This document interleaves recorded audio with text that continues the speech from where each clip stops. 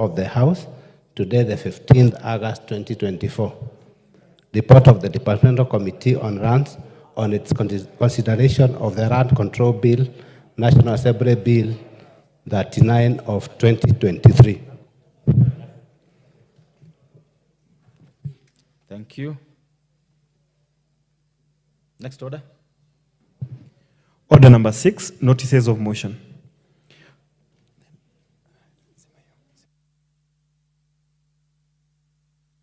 This order, you got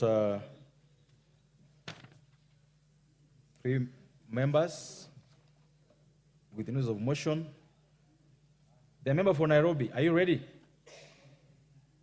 The member Mwenje, allow the member for Nairobi to be ready for this. The member Pasaris, are you ready to? Okay. The chairperson of Trade Industry Committee. Okay. The Honorable Haika, you have a notice to give. Go ahead. Thank you, Speaker.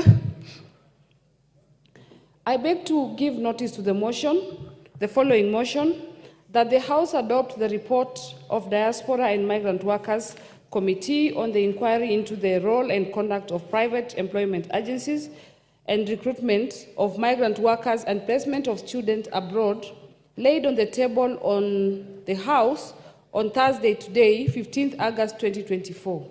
Thank you, Speaker. Thank you.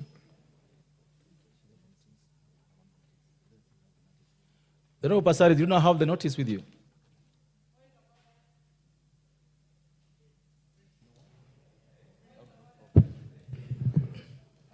The Honorable Pasaris, do you have the notice with you, or we need to give you more time?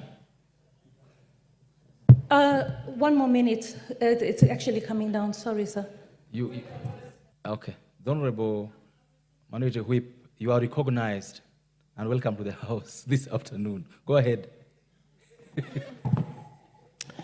Thank you, Mr. Speaker, for recognizing me. And Mr. Speaker, I just have 2 issues that I wish to raise. One which is relating to what you have just said, Honorable Minority Whip. I would like to seek the guidance of the House, of the leadership of the House, as to my correct title. Okay. Whether I am broad-based whip or whether I am the main whip. I know there are only 2, broad-based and main. So I think I am the main one, so if you could just ask the House to be acknowledging me as the main whip. The Honorable Millie. Yes. You are quite okay, but could we finish? Because we are in the middle of order number 6. And nothing is out of order with order number 6. So let's deal with that, then we come to you. Honorable Pasaris, this is your chance. Thank you, Honorable Speaker, for your indulgence, and my apologies. Honorable Speaker, I beg to give notice on the following motion, that aware that Article 43.1, as read together with Article 53.1b of the Constitution, provides that every person has the right to education and enshrines the right of every child to free and compulsory basic education. Further aware that the Kenya Vision 2030 identifies education as a crucial component for transforming the country into a globally competitive nation. Appreciating that bursaries play a vital role in supplementing funding for enhancing access to education, particularly for students from disadvantaged backgrounds, and contributes to the realization of universal basic education. Noting that various education bursaries exist in the country, including ward-based level bursaries, county governments bursaries, National Government Constituency Development Fund, NGCDF, the National Government Affirmative Action Fund, NGAF, and the Presidential Secondary School Bursaries, PSSB, further noting that the evolution of bursary schemes from centralized to community-based administrations aimed to enhance educational access, equity, and responsiveness to local needs, concerned that despite these efforts, the current bursary system faces numerous challenges, including lack of standardized and transparent selection criteria, delay in disbursement of funds, and insufficient coverage of education costs, leading to gaps of support. in support, further concerned that these challenges have resulted in persistent disparities in education access, increased dropout rates, particularly in secondary schools due to financial constraints, and strain on household incomes as families struggle to meet educational expenses not covered by bursaries. Acknowledging that the implementation of community-based bursary schemes has not fully achieved its intended objective, hence the need to reevaluate the current bursary systems with a view to ensuring equitable and free access to quality education for all students. Cognizant that the duty of the government to provide free basic education can be best achieved by consolidating education funds and directly remitting to public schools. Now, therefore, this House urges that the government, through the Ministry of Education, in collaboration with various stakeholders, undertakes a comprehensive overhaul of the educational bursary systems with a view to collapsing all bursary schemes and allocating funds to the State Department of Education for provision of free basic education through capitation to be directly remitted to schools. Thank you, Honorable Speaker. Thank you. Before I listen to Millie, Honorable Millie, I would like to reorganize the order paper so that we do order 8 and 9, then we come back and listen to Honorable Millie, and then go to order number 7.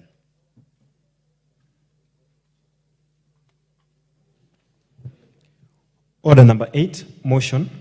Appointment of a firm to provide external audit services to the Office of the Auditor General. Question to be put. Honorable members, debate on this motion had been concluded. I therefore put the question that this House adopt the report of Public Accounts Committee on the procurement of external audit services for the Office of the Auditor General for the financial years 2022-2023, 2023-2024, and 2024-2025, laid on the table of the House on Wednesday, 14th August 2024, and pursuant to the provisions of Article 226, sub 4 of the Constitution, and Section 43 of the Public Audit Act, Cap 412B, appoints Messrs. PKF Kenya LLP for purposes of providing external audit services to the Office of the Auditor General, that is OAG, with respect to, 1, the accounts of the Office of the Auditor General for the period 2022-2023, 2023-2024, and 2024-2025, and 2, the financial statements for the staff mortgage and car loan scheme of the Office of the Auditor General for the financial years 2022-2023, 2023-2024, and 2024-2025. Will as many of the opinions say aye? Will as many of the contrary opinions say nay? The ayes have it.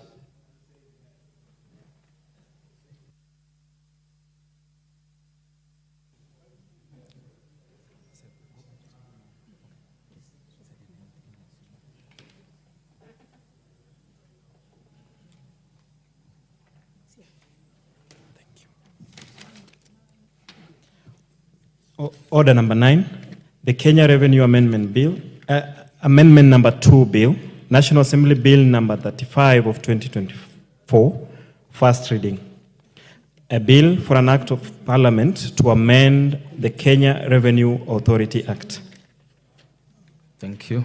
Order number 7, questions and statements. Honorable Millie, this is your chance now to say what you wanted to say at that time. Thank you, Mr. Speaker, for giving me this opportunity. And Mr. Speaker, before I raise the issue that was of concern to me, I just wanted to indicate that I might have bouts of interruptions because I'm coughing a little, and I think that there is an outbreak of influenza in the country, and the Ministry of Health needs to tell the public that there is a problem and that there is a way that we need to manage it.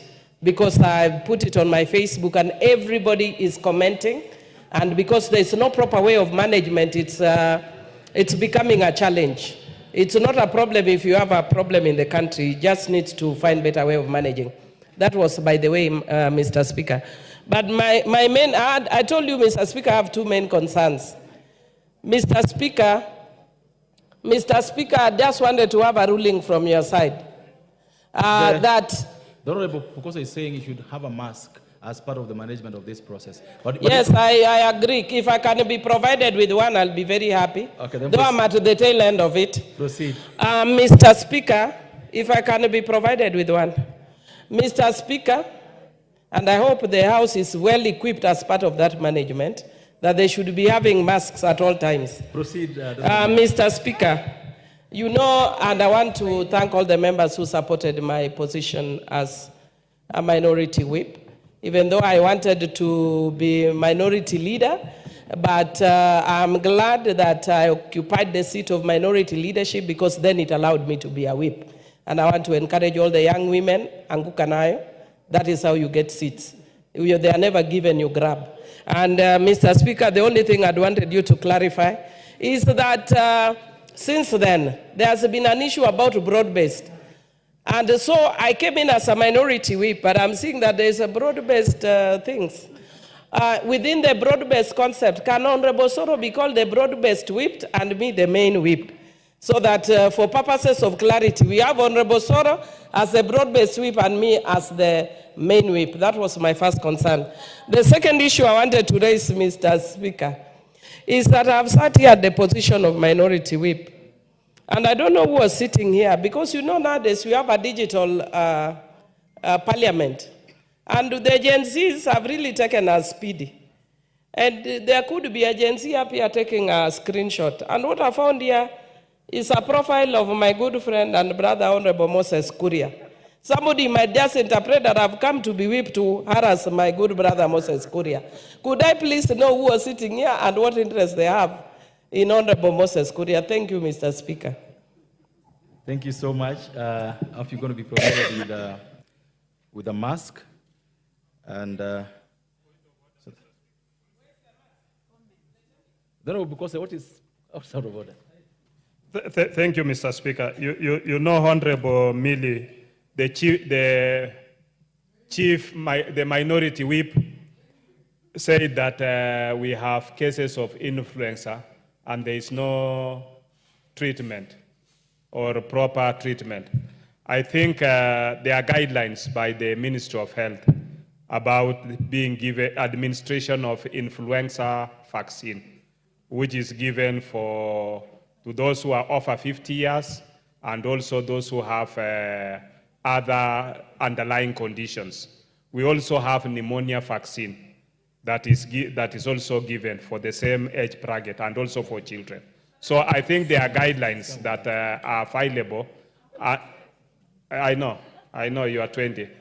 There are guidelines that are provided, and for Kenyans outside there, they should be able to approach their medical doctor or go to the hospital so that we don't have people saying that there is influenza and there might be no treatment. I think that is important to the public, that they know that there is treatment and they can be assisted in any hospital. Thank you.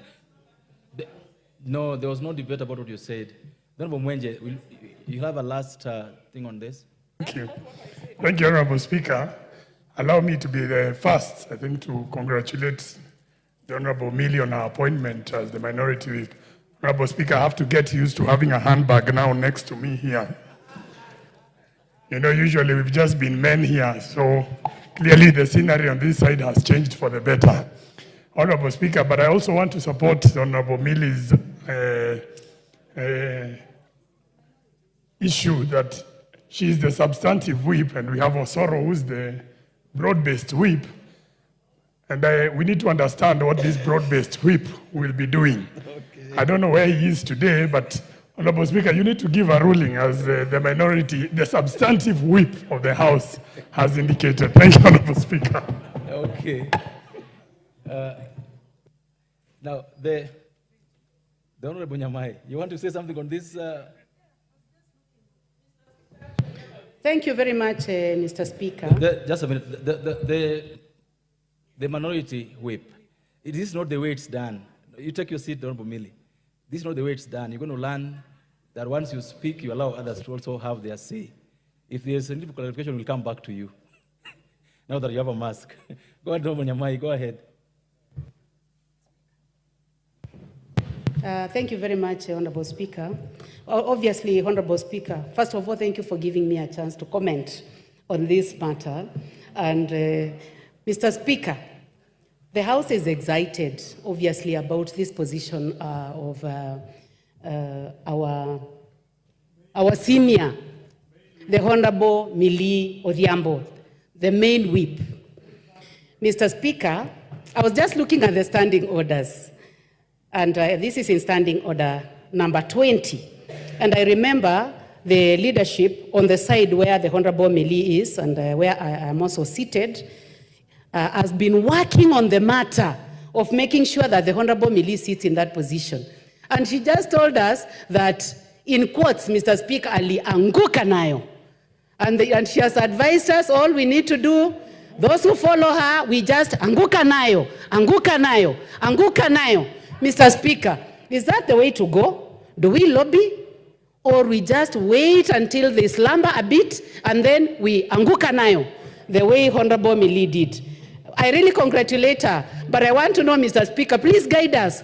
Will we follow what the Honorable Millie has told us, or will follow the standing orders? Because there is something, Honorable Speaker, which I also want to anguka nayo. So which direction do I take, Mr. Speaker?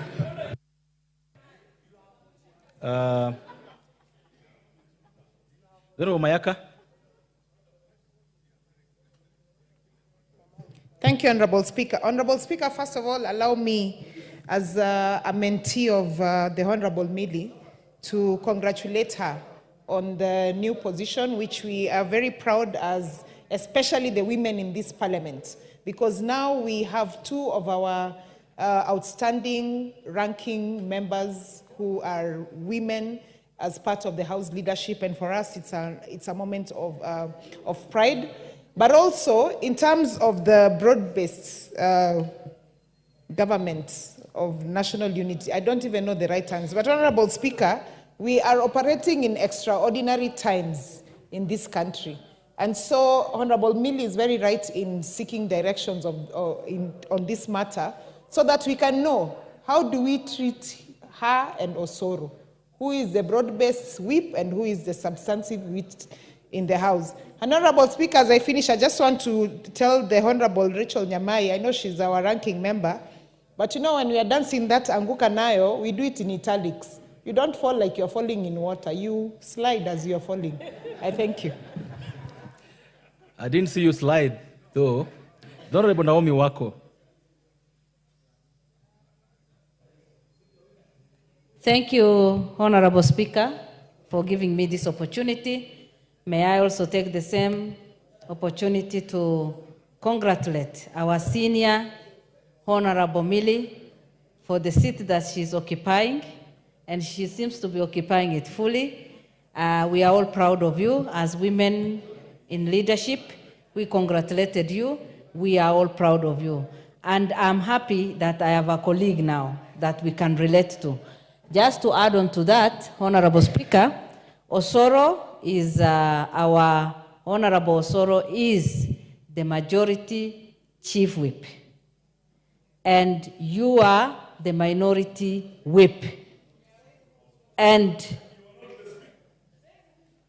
I know I am not the speaker, but I'm speaking on behalf of my colleagues. So, the Honorable Naomi Wako will be listened to like others. yes. The standing order says that. The standing orders recognizes that, and we serve in those capacities that is being supported by our standing orders. So Honorable Osoro remains the majority chief whip, and Honorable Millie is the minority whip. Thank you. Honorable Jan Kihara.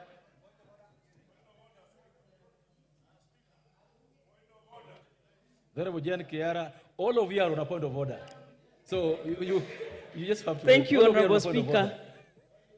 Thank you for this time. This matter is so simple. To congratulate my sister for that position of minority whip. Correct. I remember Honorable Prime Minister Raila Odinga saying that it is not a coalition. He didn't enter into a coalition. Now that they're not in a coalition, I think we just stay where we are so that we have the majority chief whip as Honorable Soro and my sister. And you know how I love you, you know how I support you. Just remain as a minority whip. God bless you. Honorable Makali Mulo. Yeah, thank you very much, Honorable Speaker. Honorable Speaker, I want to join my colleagues in congratulating Honorable Millie for this important appointment. Honorable Speaker, if actually parties have respect for seniority, Honorable Millie would have been sitting there many, many years ago because she has all what it takes to sit there. But we know what happens with most of our parties. So I want to congratulate Honorable Millie, and you know I'm a very strong supporter of yours, so you can count on me as you push and anguka na watu. Then, Honorable Speaker, on the other side of it, Honorable Speaker, I think the matter being raised by Honorable Millie is a very important matter. And this is what you should consider, Honorable Speaker. What Honorable Millie is saying is from where Honorable Osoro sits, Osoro should be the broad-based government whip. And then she becomes the main whip.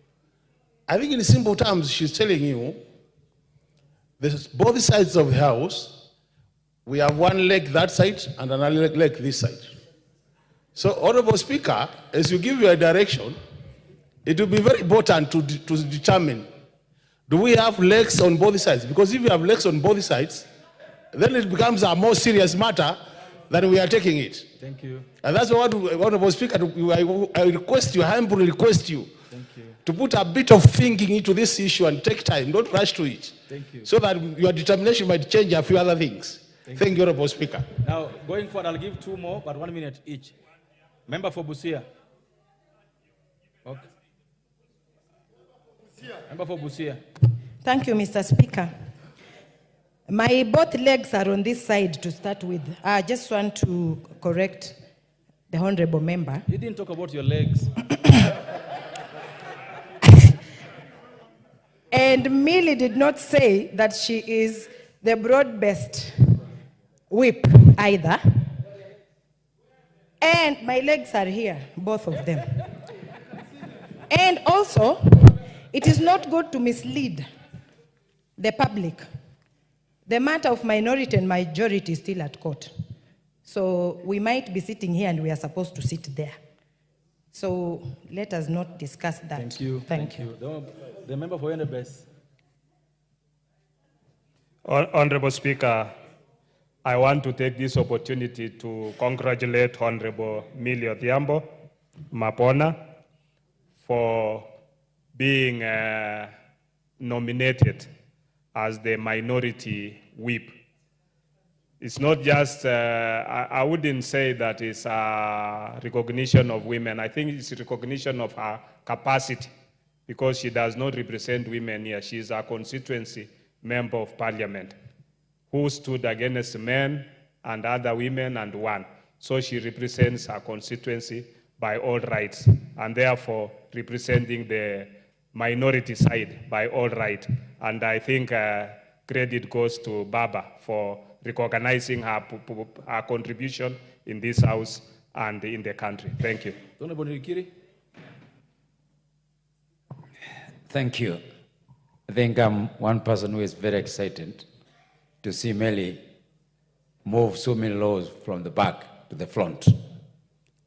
She has been one of the persons that I've always listened to since I came to this parliament. And I have benefited a lot, particularly when it comes to various bills that have come to this house. Very rarely would you hear her taking some issues or making some statement which are running away from our responsibility as a member of our constituency. I want to congratulate you. The only thing I'll ask you, please, the other side of Millie is a bit of activism. Now you're in the leadership. So please try as much as you can so that now, because we are looking at you as now as... Honorable Murugara. Thank you very much, Mr. Speaker. Mr. Speaker, let me congratulate Millie, great lady who is now the whip from the minority side. I think you deserve it in no ways. You've contributed a lot to this house and the country, and we will cherish as you continue to serve us. Thank you. As regards our position, the term broad-based government, and the word government is a term of art. It refers to the executive.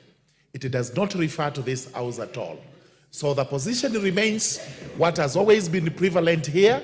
We have the majority side and the minority side, and the positions of leadership remain as they have always been.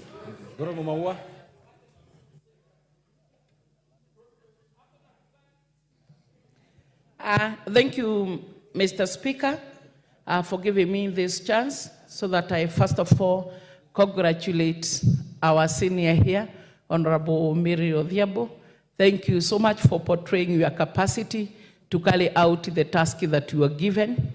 But Mr. Speaker, if it were not for just getting this time to debate a point that already has an answer, I want to say, and I want to support my colleague here, that the issue of broad-based is a word that came, or a statement that came from the executive. It has no legal basis when it comes to our parliamentary work that we are supposed to do. So, Mr. Speaker, to me, it is within the standing orders that we have the majority whip and the minority side. And therefore, my dear sister and colleague, continue being the minority whip. Thank you. The member for Nambale. 1 minute.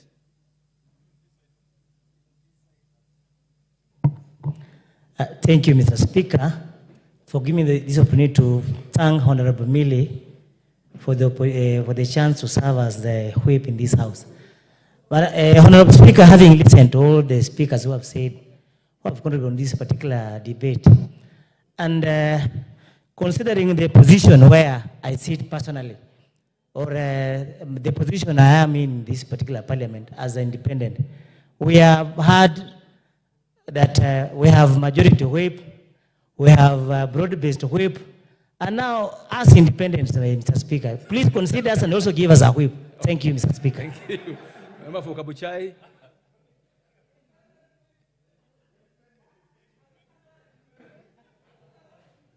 Thank you very much, Mr. Speaker.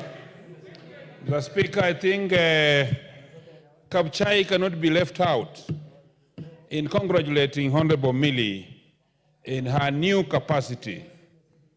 We know, Mr. Speaker, that she's equal to the task of carrying the responsibility of that position, Mr. Speaker. And, Mr. Speaker, I've had a lot of respect for her. Before I became a member of Parliament, while at home I've been watching her as she carries on all her political duties in this House. I believe, Mr. Speaker, that she can do that. And, Mr. Speaker, about regarding her and Honorable Soro, I think the House can make a timetable, Mr. Speaker, who becomes chief which week and which week they can share positions. Thank you, Mr. Speaker. Thank you. No. Member for Elders. Thank you, Mr. Speaker. Mr. Speaker. I've just given 5 this side, so you can be sure you're going to get 5 this side. So call your horses. And I hope you will consider the time. Mr. 1 Speaker, minute each. Allow me to congratulate Honorable Millie. Honorable Millie, as ranking member, has also been our chair as parliamentarians for global action. And I want to appreciate Millie as an astute, very pragmatic, and a quintessential debater and leader. And that's one thing that ODM has just realized, belated though. Mr. Speaker, that being the case, Standing Order 106, as read with Standing Order 19A, clearly refers to whether these issues are relevant, and 2, the issue of minority and majority is clearly spelled out under Standing Order. So will I be right to say that we are debating something that is extremely ought to have been discussed outside this House? Thank you. And secondly, Mr. Speaker, the Honorable Naomi Wako clearly said this, she was not given an opportunity. Actually, what she said is what we are debating. And therefore, the issue of broad-based government is a rumor in this House. Thank you. Is a rumor that can only be attributed to outside. As parliamentarians, the structure still remains minority. Thank you. Member for Bumula.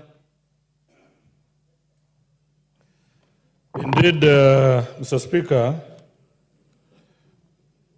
Honorable Millie is one of the outstanding debaters in this House. She's a person I've admired for very many years, even before I joined this House. She's a friend I've known for some time. We share common friends. Yeah, I've admired her debating skills. And I think, though belatedly, I think our minority party has done the right thing. And I have a lot of faith that Millie Odhiambo is going to steer our coalition to greater heights. In terms of Millie and Osoro, if you gave me these two, honestly, it's not rocket science. You put Millie Odhiambo here, you put Osoro here, who is the best? Clearly, Millie Odhiambo stands out, and you cannot even debate. Thank you. The Honorable Major Bashir.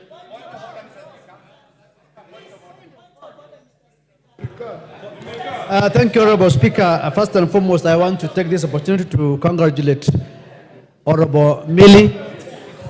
Honorable Millie is also a ranking member in the Defense, Intelligence and Foreign Relations Committee, and I can attest that she's equal to the task, and she's a performer. And I want to tell her that the sky is the limit and to continue. On matters of minority majority, we follow the standing orders, which is very, very clear. I talked about minority side and majority side. Anything outside the standing orders is something that we can discuss outside this House. So I think let us congratulate Millie as the minority chief whip, and welcome. Thank you. Thank you. Members, I think the Honorable Millie needed recognition as the minority whip. And I think we've done enough of that. Not so. We needed to congratulate Millie. We've done so. And I think the matter should rest there. As far as standing order number 20 is concerned, if there are two people who people assume are married, but they all insist they are not married, why do you insist that they are married when they are saying they're not married? I mean, we had BBI, now we had BBG, but like the Honorable Adan has said, all that is rumors. This House was guided by the Speaker on the 7th of August, which is last week, on the leadership of the minority side, and I refer you to Communication number 41 of 2024 that was delivered last week by the Honorable Speaker about the minority side appointing the Honorable Junet and the Honorable Millie as the minority leader and minority whip respectively. That is the order of leadership in the minority, and that remains the law and the position. Next order. Order number 7, questions and statements. All members, we have a number of members who have questions and statements. I will start with just request that you be alert. We start with the member for Manyata.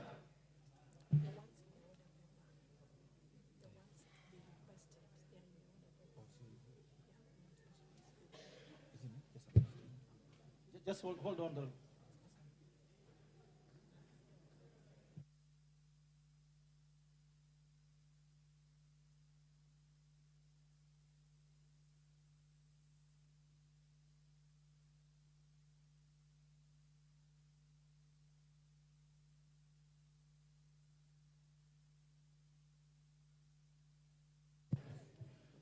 Members who are requesting statements, we start with the member for Kandara, the Honorable Chege Njuguna, MP.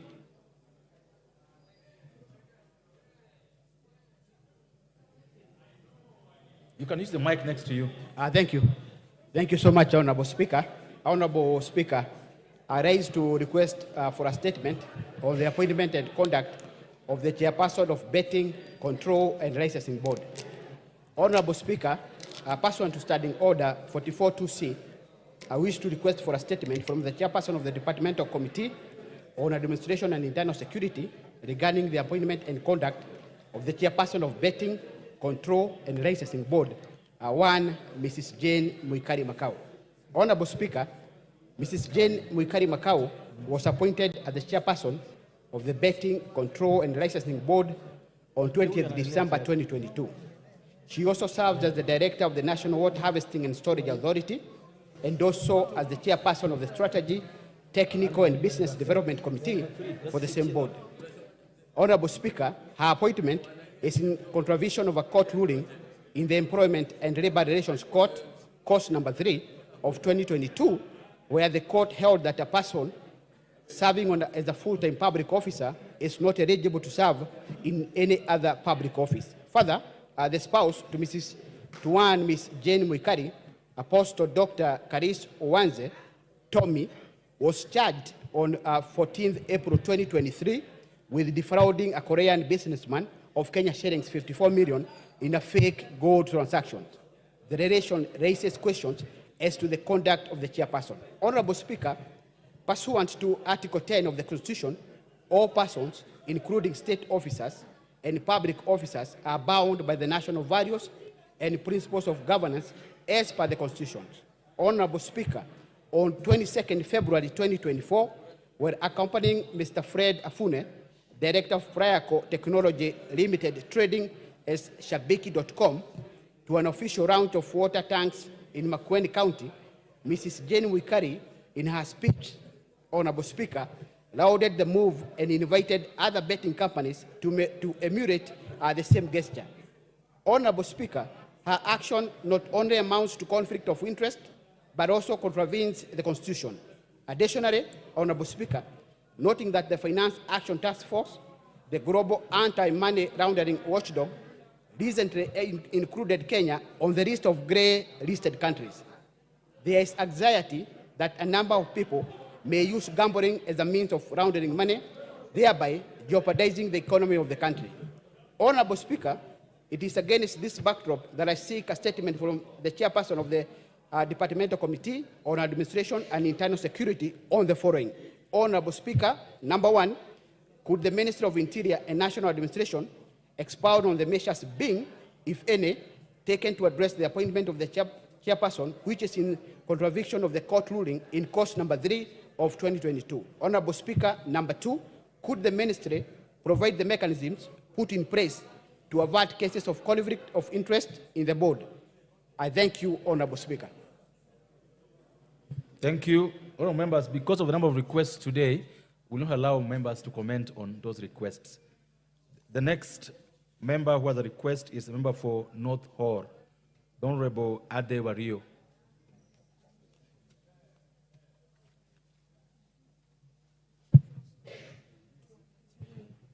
Sorry. The Honorable Russell, before we move to member for North Hall, this is directed to your committee.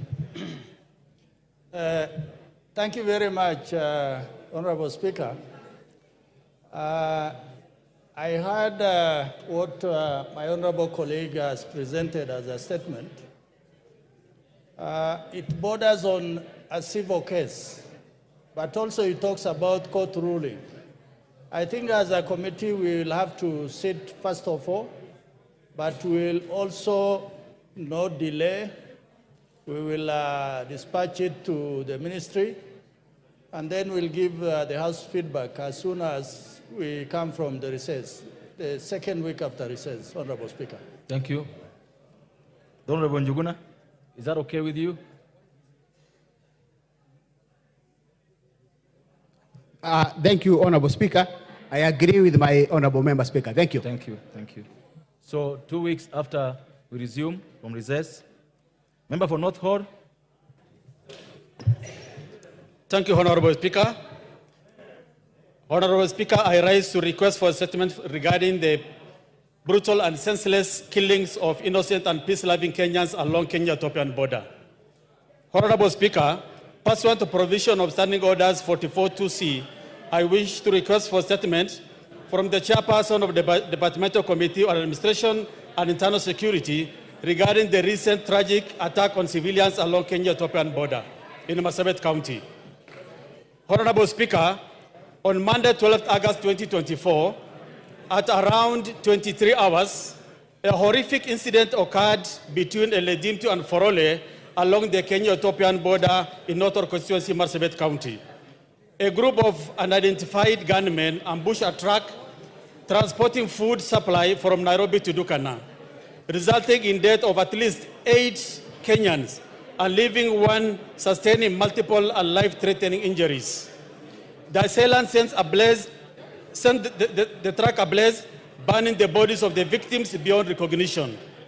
Such acts of violence not only result in the loss of lives, but also disrupt livelihoods, destruction of property, and threaten the social norms of our communities. The potential of Marsabit County and its people cannot be realized under the shadow of insecurity.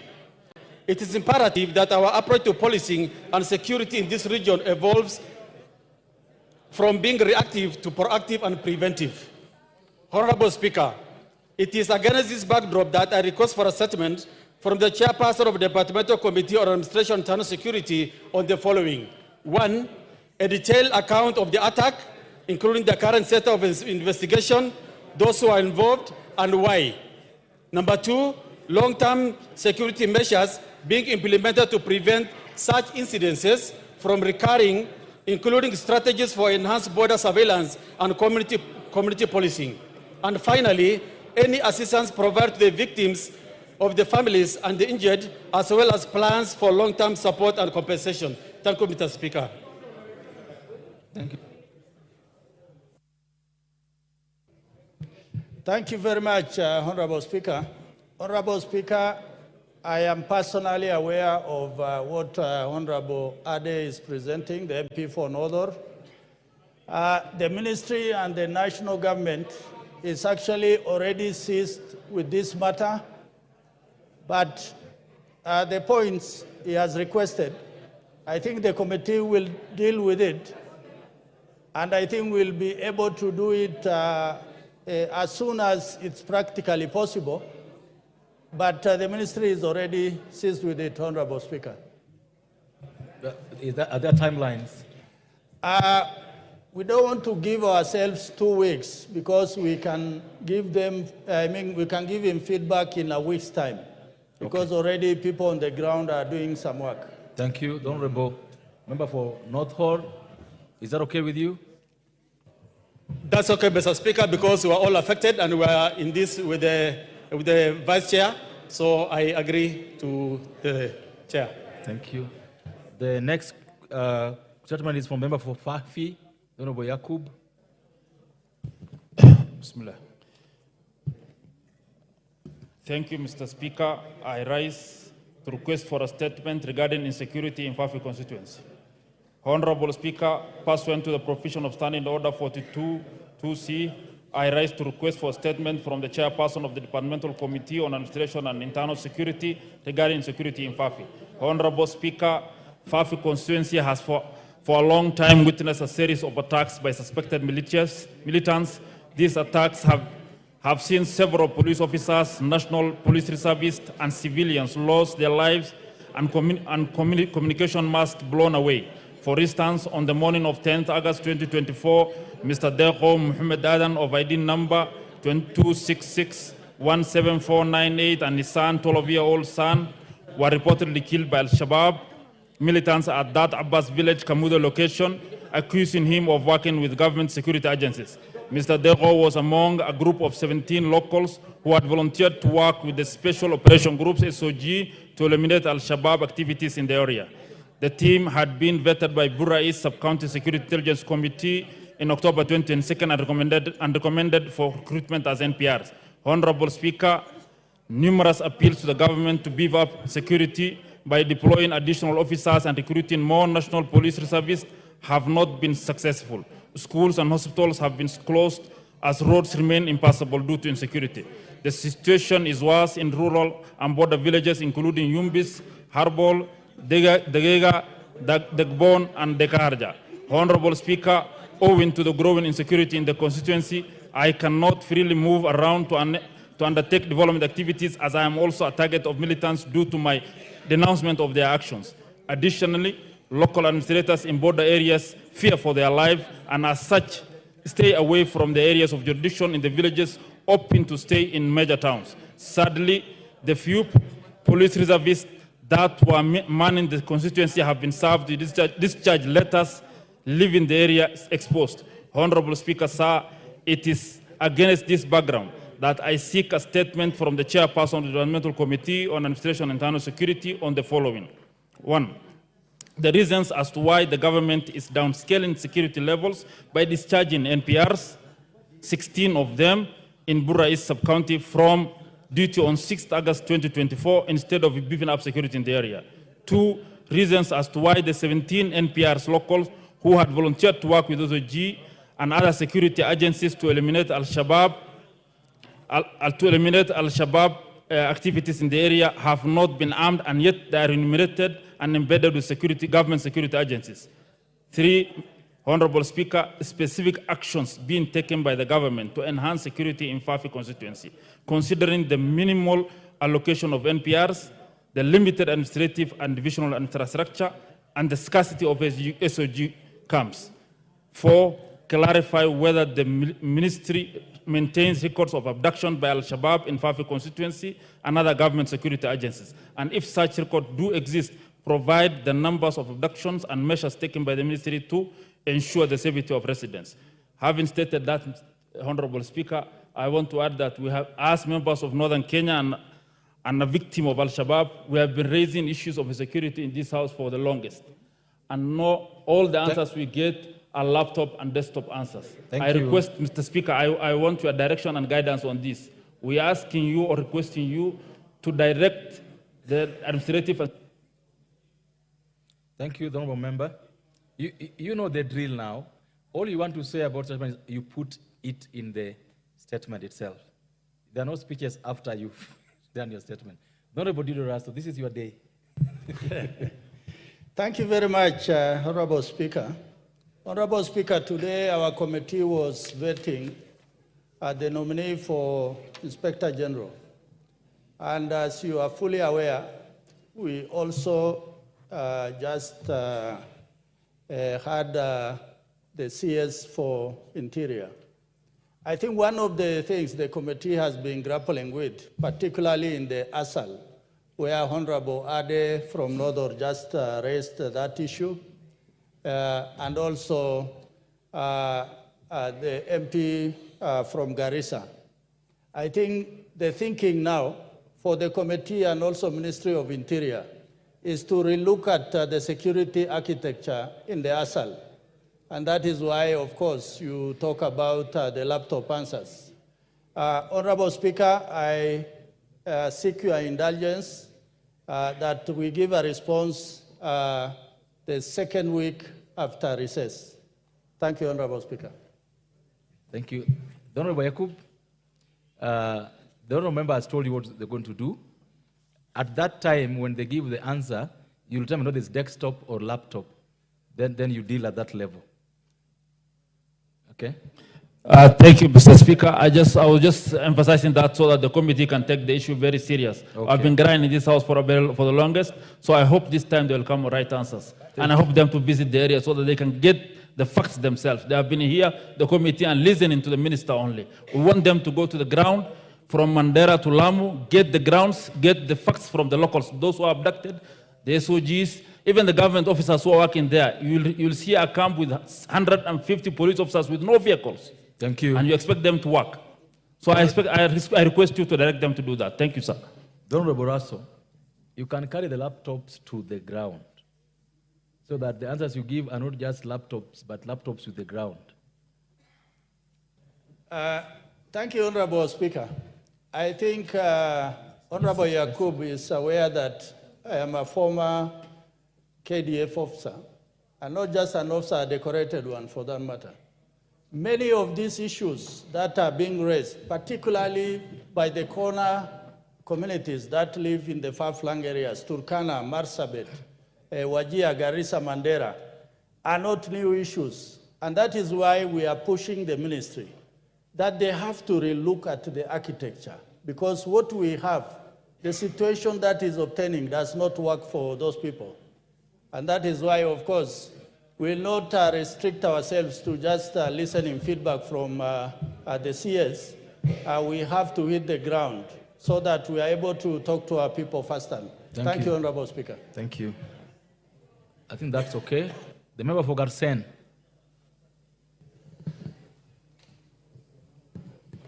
Thank you, Honorable Speaker. I request a statement regarding the indefinite closure of Malkahalaku corridor.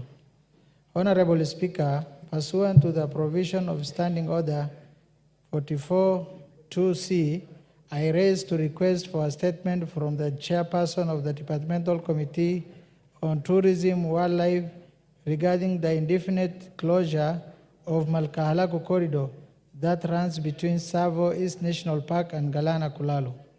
Honorable Speaker, we appreciate the natural resources are cornerstone for the attainment of Sustainable Development Goals, SDG.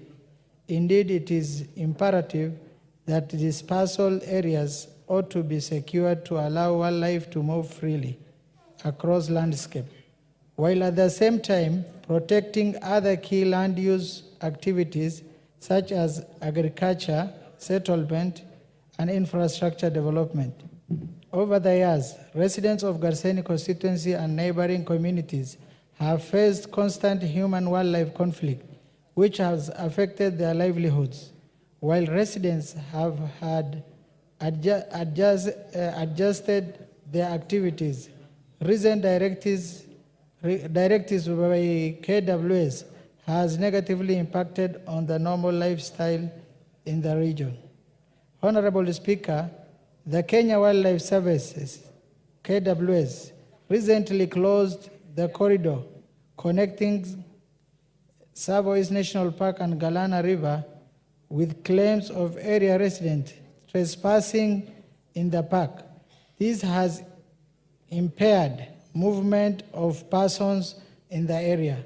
Additionally, reports of harassment of residents have been made where persons are arrested and arraigned in Kitui and Voi instead of Garseni Court. Residents have been suffered in the hands of KWS officers who have beat and injured the alleged trespassers. For instance, in July 2024, Mr. Hussein Dandi and Mr. Hassan Galge Gobu were badly beaten by KWS officers and robbed of approximately Kenya shillings 250,000. This harassment has continued despite the presidential directives of 29th July 2024 in Garseni constituency, Kone area. Honorable Speaker, it is against this background, and I request a statement from Chairperson of Departmental Committee on Tourism and Wildlife on the following. Number one, the status of the implementation of directives by His Excellency the President of 29th July 2024 regarding opening of the corridor to ensure residents access water at Galana River. The number and particulars of people that have been arrested by KWS officers for alleged trespass since the beginning of this year. Number three, the reason for arrested persons being arraigned in Kitui and Voi and not being taken to the nearest court, which is Garseni Law Courts and Malindi Law Courts. Number four, the number of human-wildlife conflicts cases reported within Tana River County in the last 1 year, and the compensation provided by KWS to the residents around the Savo East, Kone, Asa area, and the Garseni Central, Kipini West.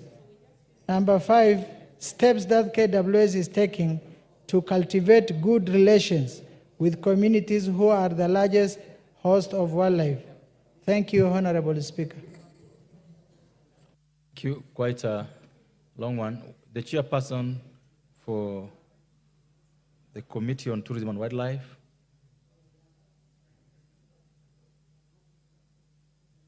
Any member from that committee? Are you from that committee? Okay. Thank you, Mr. Speaker. And the chair of the committee and the vice chair of the committee are not in the house. They're going to Eldoret for commemoration of the city. And as a committee, we'll take up the matter, and after resumption of the house after the recess, and we will bring a statement to this house 2 weeks after the resumption of the recess. Thank you. Thank you. Member for Garsen, I think that is reasonable. Honorable Speaker, it is not reasonable because people are suffering. There is severe drought there. There is people don't access water. KWS are harassing people. They are arresting people. They deny people water, which is flowing. The president.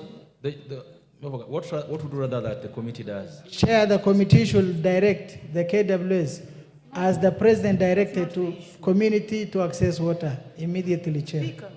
Okay. Honorable Hamis.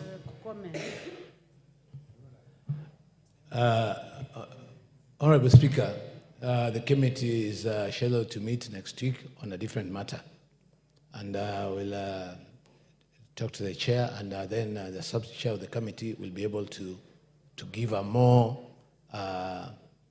definite answer, because at the moment, the only way we can bring up a statement to this house is after the resumption, when the house is in session. Thank you. Because the urgency of the matter, the Honorable Hamis, you communicate to your chair that the Honorable Member for Garsen be invited to your committee, and this matter be placed before it next week when it's sitting. I think that should be able to sort out the urgency of the matter. The Honorable Nyamaya decided that we are not going to have members comment on the statements. What is it you wanted to say?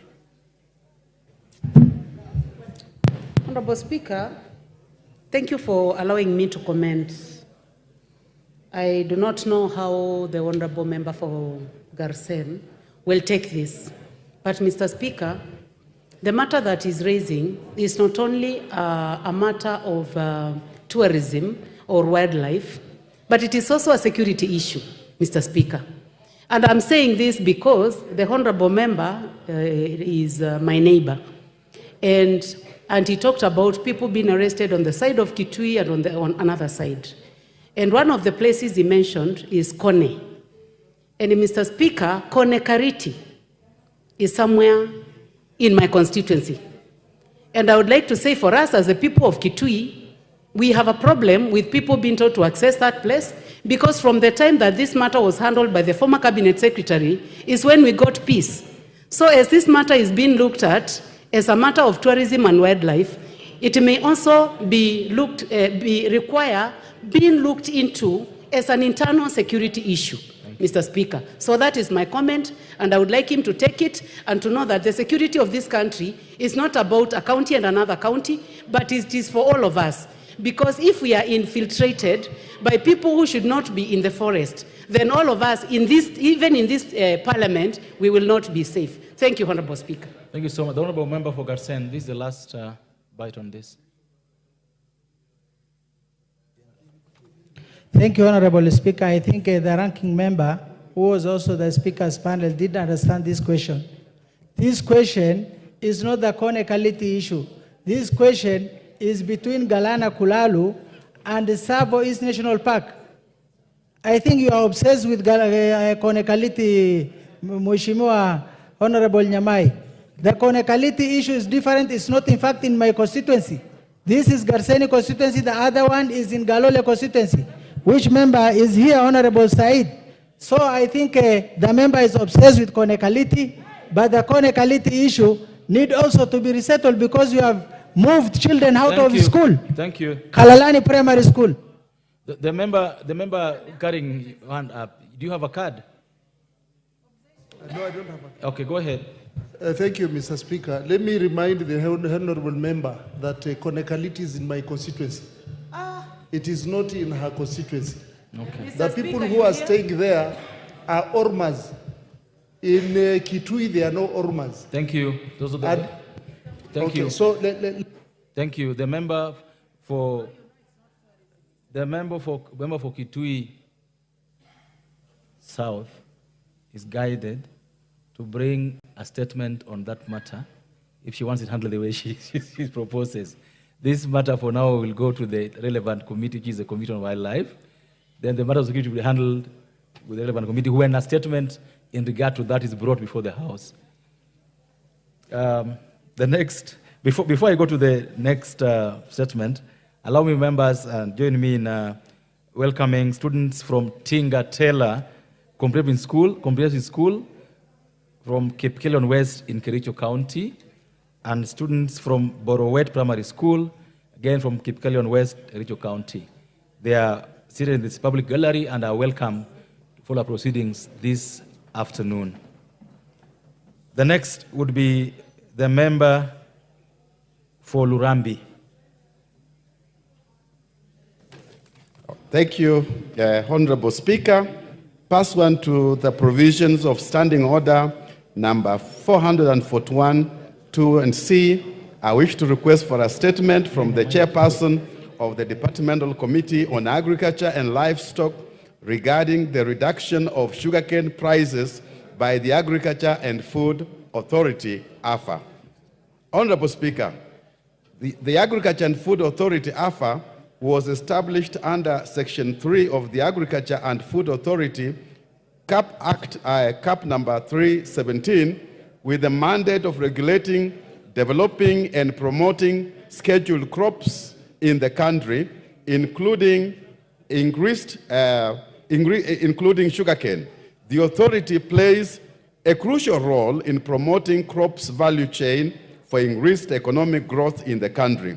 Honorable Speaker, however, recent prices changes by AFA have raised significant concern among sugarcane farmers and stakeholders in the sugar industry.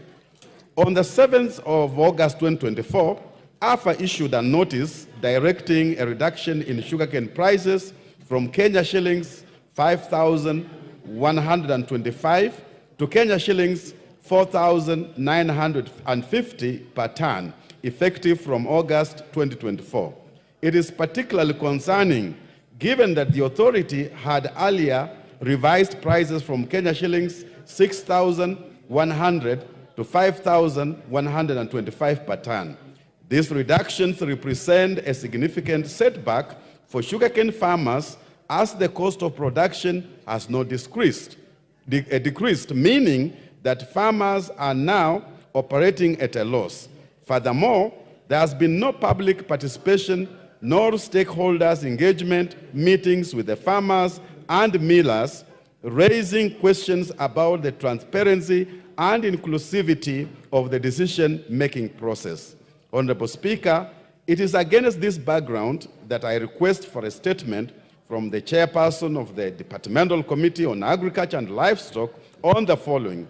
Roman 1, report on the factors and indicators that the Agriculture and Food Authority, AFA, used to determine the new sugarcane prices. Number 2, mechanisms in place to ensure that price regulations are made within adequate input from all relevant stakeholders, particularly farmers and millers. Number 3, plans to review and potentially reverse this price reduction in light of its negative impact on the livelihoods of farmers. And lastly, long-term strategies to stabilize sugarcane prices and ensure fair compensation for farmers. Thank you, Honorable Speaker. Okay, before I allow the chairperson of Agriculture Committee, because the honorable member for Kakamega also has a question on similar lines, I will allow you to go ahead before we call upon the chairperson of Agriculture to do so. You don't have to go through your question the way he has done. Oh, yes. You can just go through areas I think he's left out. Thank you, Honorable Speaker. Honorable Speaker, first I take this early lead to congratulate Honorable Millie Odhiambo, Anguka Nayo, as our new minority whip. As women, we are very proud of her. Honorable Speaker, as I add my voice to this serious matter, on August 7, 2024, the Acting Director of the General Directorate within the Agriculture and Food Authority issued a circular, Honorable Speaker, addressed to all millers. This circular lowered the cane price to 4,950 per ton for the month of August. Honorable Speaker, despite the circular being issued on 7th August 2024, it was vague regarding the effective date of the interim cane price. As a result, this has affected all sugarcane harvested in August, with millers retroactively adjusting transactions for the entire month in line with the circular. Honorable Speaker, the sugarcane price per ton was initially 6,100 and has now fallen to 4,950 as set by AFA. This drastic reduction has severely impacted farmers as the interim cane price was established without considering the cost of production and time factor.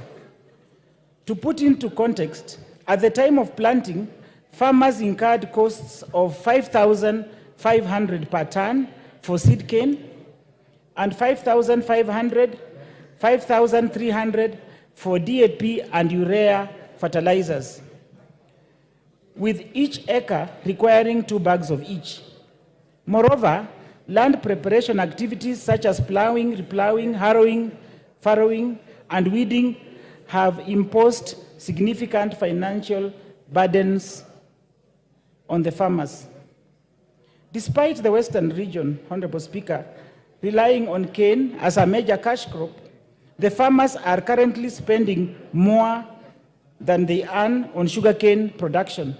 The low prices have led to devastating consequences, including cane poaching, diminished agricultural development, and some farmers uprooting their sugarcane crops to plant alternative crops, and consequential increased poverty levels.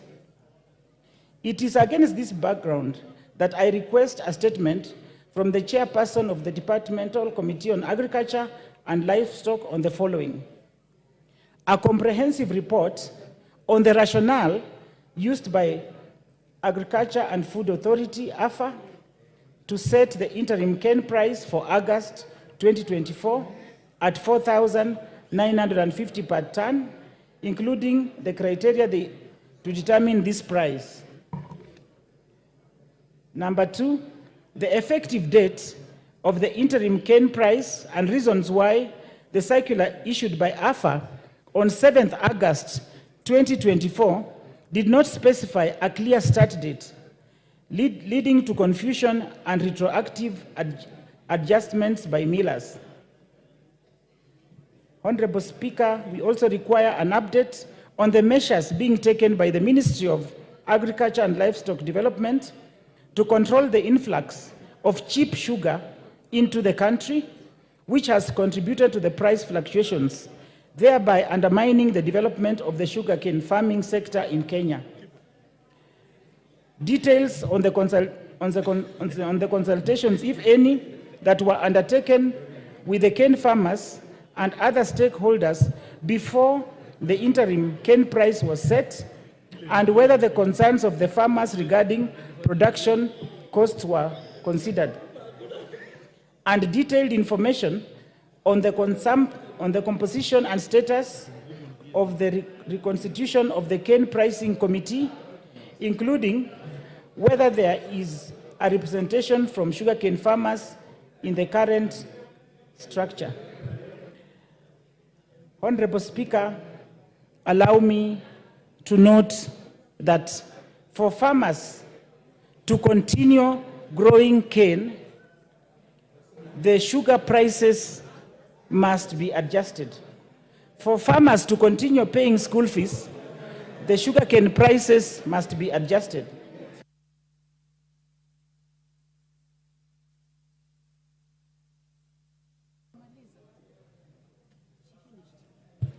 Okay, thank you, Honorable Elsie Muhanda. The Chair, Agriculture and Livestock, is Honorable Mutunga in the house? Yes. Oh, yeah. Honorable Speaker, I have heard what the honorable member has asked. We can bring a report in the first week of reopening the House after the recess. Honorable members, in the interest of time, I will stick to the guidance that had been given earlier, that we don't make comments because we still have so many statements to go. So, Honorable Elsie, the first week after recess, is that all right with you? Put it on record, please.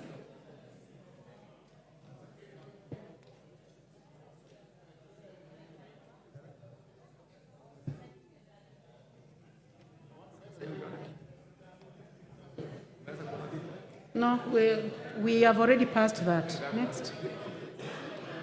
The Honorable Titus Kamala.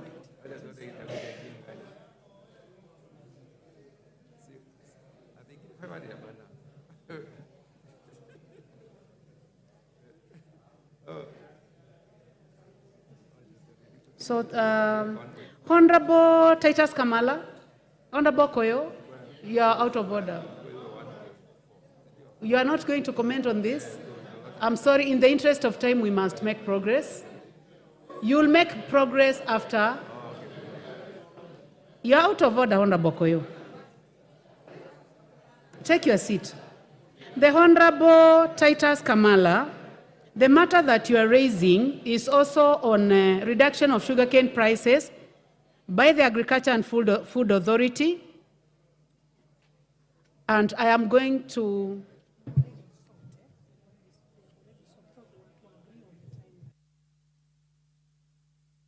very much in terms of timelines, it will be answered in the first week after recess. The Honorable Doris Donya, member for Kisii County. Thank you, Madam Speaker. I want to request for a statement regarding best school start time for school-going children. Honorable Speaker, pursuant to the provisions of Standing Order 42C, I rise to request for a statement from the chairperson of the Departmental Committee on Education regarding the school start time in the country. Honorable Speaker, our school-going children are subjected to early mornings in a bid to start class on time. It is unfortunate to note that majority of schools in the country have insufficient school buses or other means of transport. This has led to students being woken up in the wee hours of the morning to be picked by the few buses. The children spend a great amount of time in the buses during pickup and drop-off. Additionally, Madam Speaker, students are subjected to tuitions on weekends, which leaves them fatigued during what should be their rest time.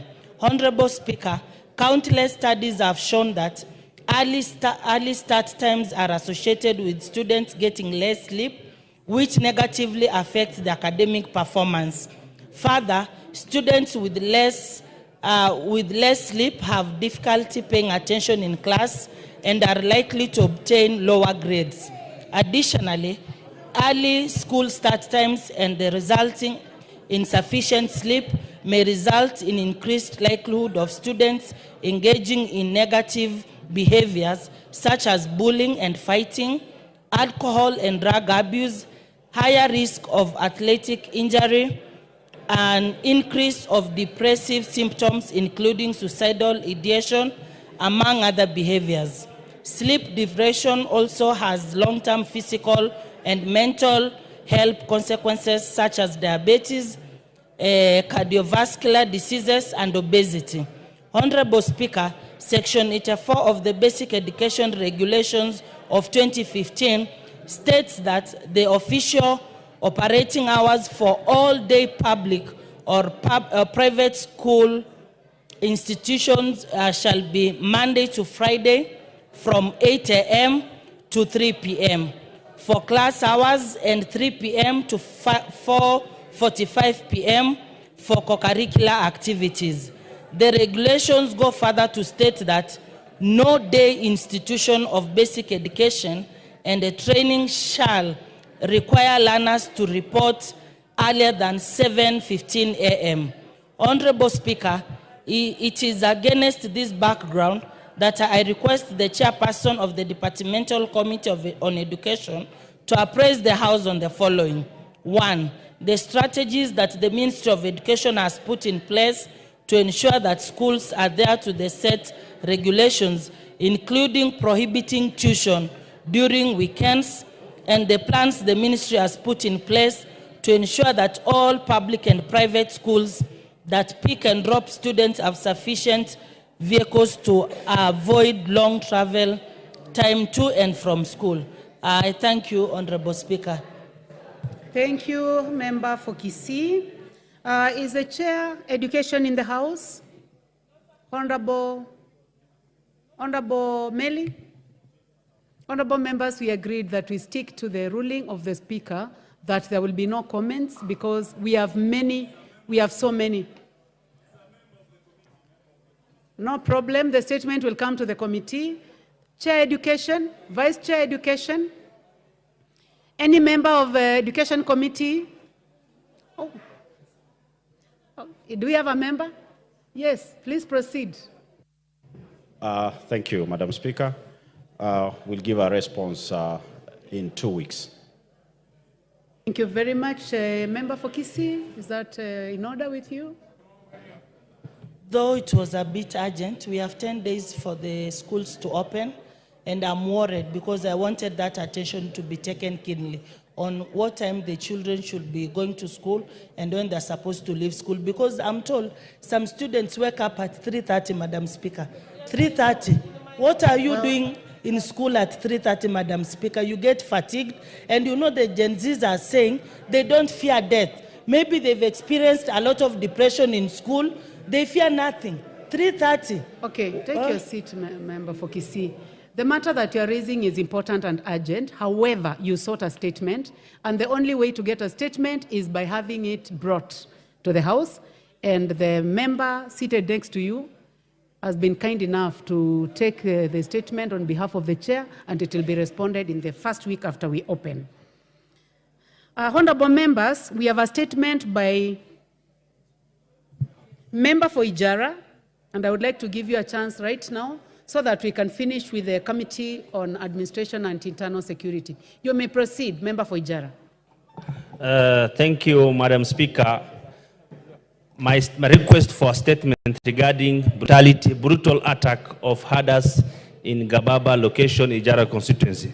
Madam Speaker, pursuant to the provision of Standing Order 44-2C, I rise to request for a statement from the chairperson of the Department Committee on Administration and Internal Security regarding brutal attack of herders in Gababa location in Ijara constituency. Madam Speaker, on 13th of August 2024, 2 herders from Ijara constituency, Mr. Reson Abdi Muhammad of ID number 34 59 54 19 and Mr. Buro Hassan Muhammad of ID number 34 60 21 36 were brutally attacked in Tabaka area, Gababa location, which borders Galolo constituency in Tana River County. The herders were grazing their cattle when they were assaulted by 8 National Police Reservice NPRs accompanied by 2 chiefs and 2 administrative police officers from Tana River County. The NPRs are claimed to have been receiving orders from the 2 chiefs, namely Mr. Saeed Komoro, Chief Subaki location, and Mr. Moro, Assistant Chief Subaki location, to chase the herders away with allegation of trespassing their grazing land.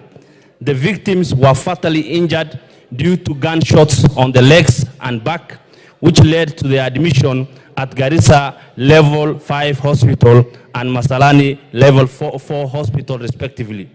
These cases have caused a lot of restlessness among the residents in this area. Madam Speaker, the attack raises grave concern about the conduct of public officers, particularly the chiefs and NPRs involved, and the apparent misuse of authority by these individuals. The presence and involvement of these officers in such violent acts against innocent citizens are not only alarming, but also demand immediate investigation and accountability. Madam Speaker, it's against this background that I request for a statement from the chairperson of the Departmental Committee on Administration and Internal Security on the following. The steps are, number one, the steps that are being taken to apprehend and prosecute the NPR's chiefs and AP officers who are involved in this brutal attack. Number two, measures being implemented to ensure that such incidents do not occur in the future, particularly in areas where communities are vulnerable and depend on pastoral activities for their livelihoods. Number three, compensation and support being provided to the victims for the injuries and trauma they have endured. Number four, the measures the government has put in place to address the issue of grazing rights and resource allocation, especially around borders between counties. Number five, the effect of the draconian bill that is called the 3 Mile on this, around this area. Thank you. Thank you, Member for Ijara. Chair, Administration and Internal Security. When will you be able to respond to that statement? Thank you, Honorable Speaker. 2 weeks after recess, it's a very important statement that is seeking. Thank you. Honorable Abdi? It will be responded to in 2 weeks after. Thank you very much. Thank you. Okay. The Honorable Suleka Harun, nominated member.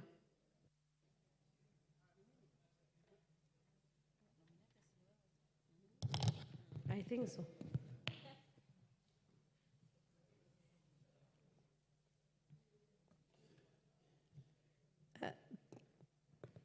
Honorable Speaker, pursuant to the provision of Standing Order 44-2C, I rise to request for a statement from the Chairperson Departmental Committee on Energy regarding the status of Asabito mini grid in Mandera County.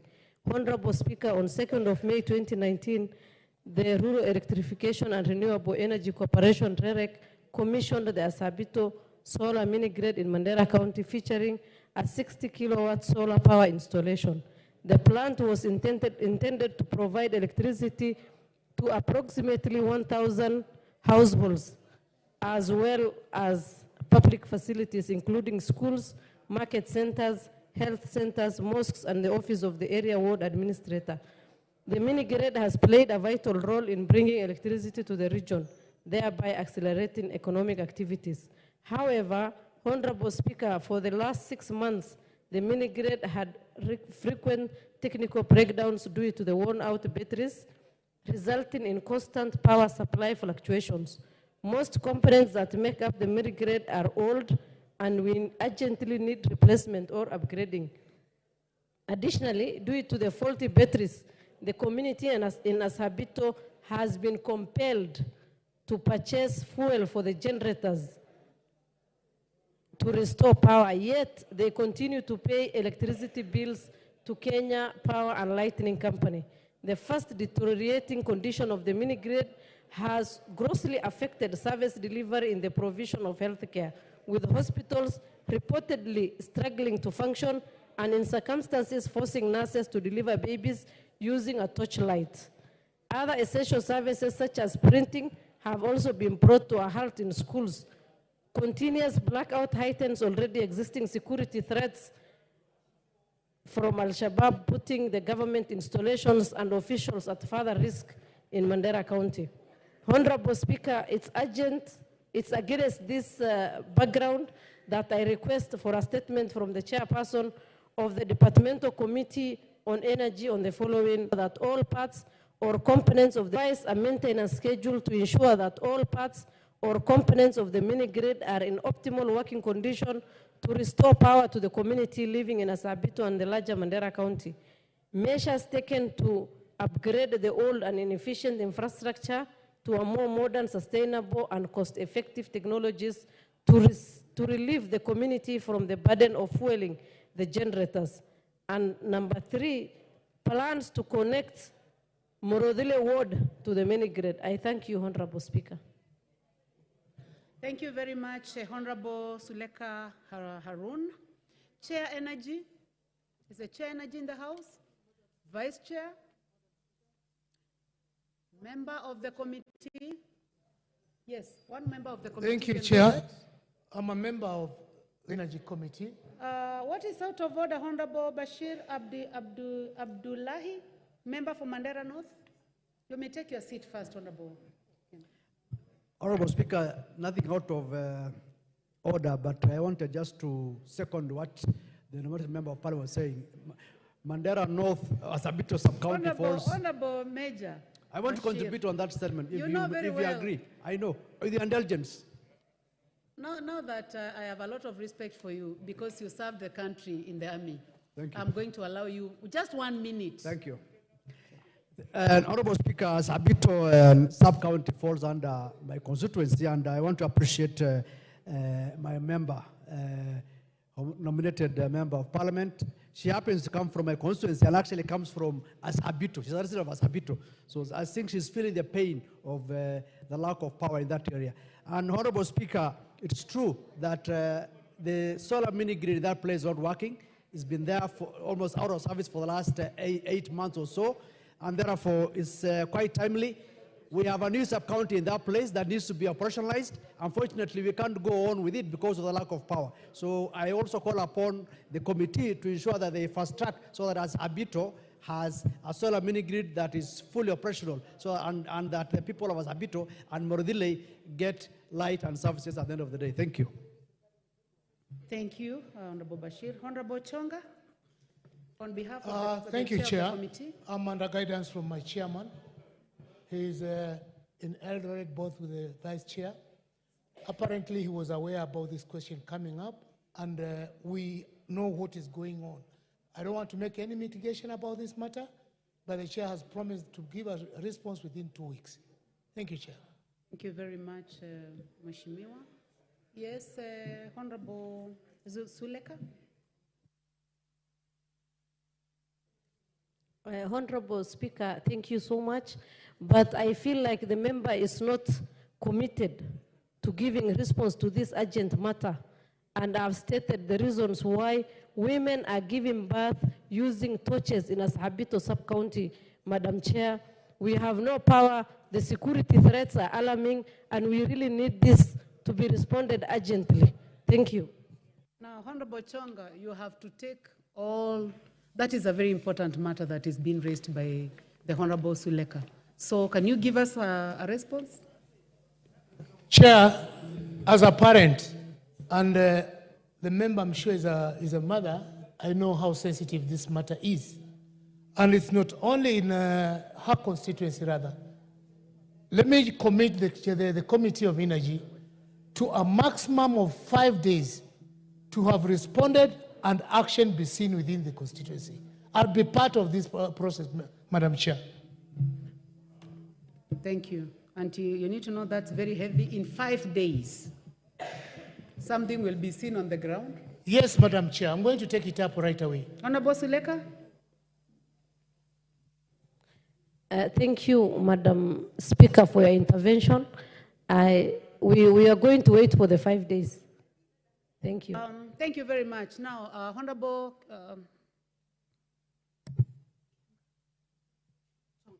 Honorable Chonga, as you had indicated earlier, even if action is taken within those 5 days, the House, you will bring a statement in the House. You said 1 week? 2 weeks? I've committed 1 week. 1 week after we open. Not 5 before- days, action to be taken. 1 week after we open, statement will be brought on the floor of the House. Thank you. Much obliged, Chair. Thank you.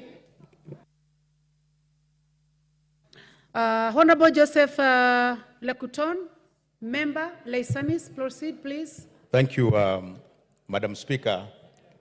Pursuant to the provisions of Standing Order 44(2) subsection C, I wish to request for a statement from the chairperson of the Departmental Committee on Finance and National Planning regarding the operations and performance of the Unclaimed Financial Assets Authority.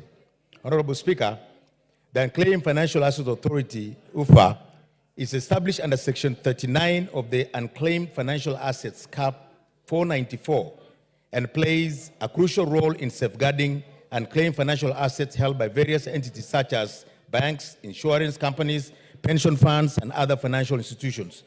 The authority receives unclaimed financial assets from holders of such assets, safeguards and reunites these assets with the rightful owners. Given the significance of UFA's role and the substantial amount of unclaimed assets under its purview, it's imperative that this House and the public at large are fully informed on the activities of the authority. Transparency and accountability in the management of these assets are crucial to maintaining public trust and ensuring effective execution of Unclaimed Financial Assets Authority's mandate. Honorable Speaker, it is against this background that I request for a statement from the chairperson of the Departmental Committee on Finance and National Planning on the following. 1. Report on the total amount of unclaimed assets collected by the authority since its establishment. 2. Report indicating the number of individuals that have successfully reclaimed their assets through Unclaimed Financial Assets Authority, including the total amount disbursed. 3. An outline of the investment strategies employed by Unclaimed Financial Assets Authority in managing the collected assets, including investment portfolio, total interest earned, and risk management policies. 4. Report on any corporate social assets authority to leverage on technology to enhance its operation, including digital platforms, to support asset identification and reunification processes. I thank you, Madam Speaker. Thank you very much, Member for Laisamis. Chair, Finance and National Planning. I see it's not in the House because of the way things are today. Vice Chair, member of the committee, yes, you may proceed.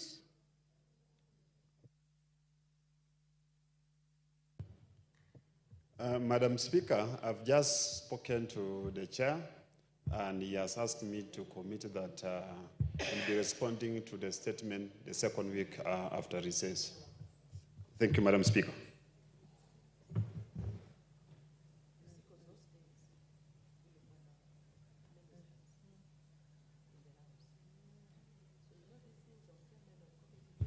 Thank you, Honorable Lamoit.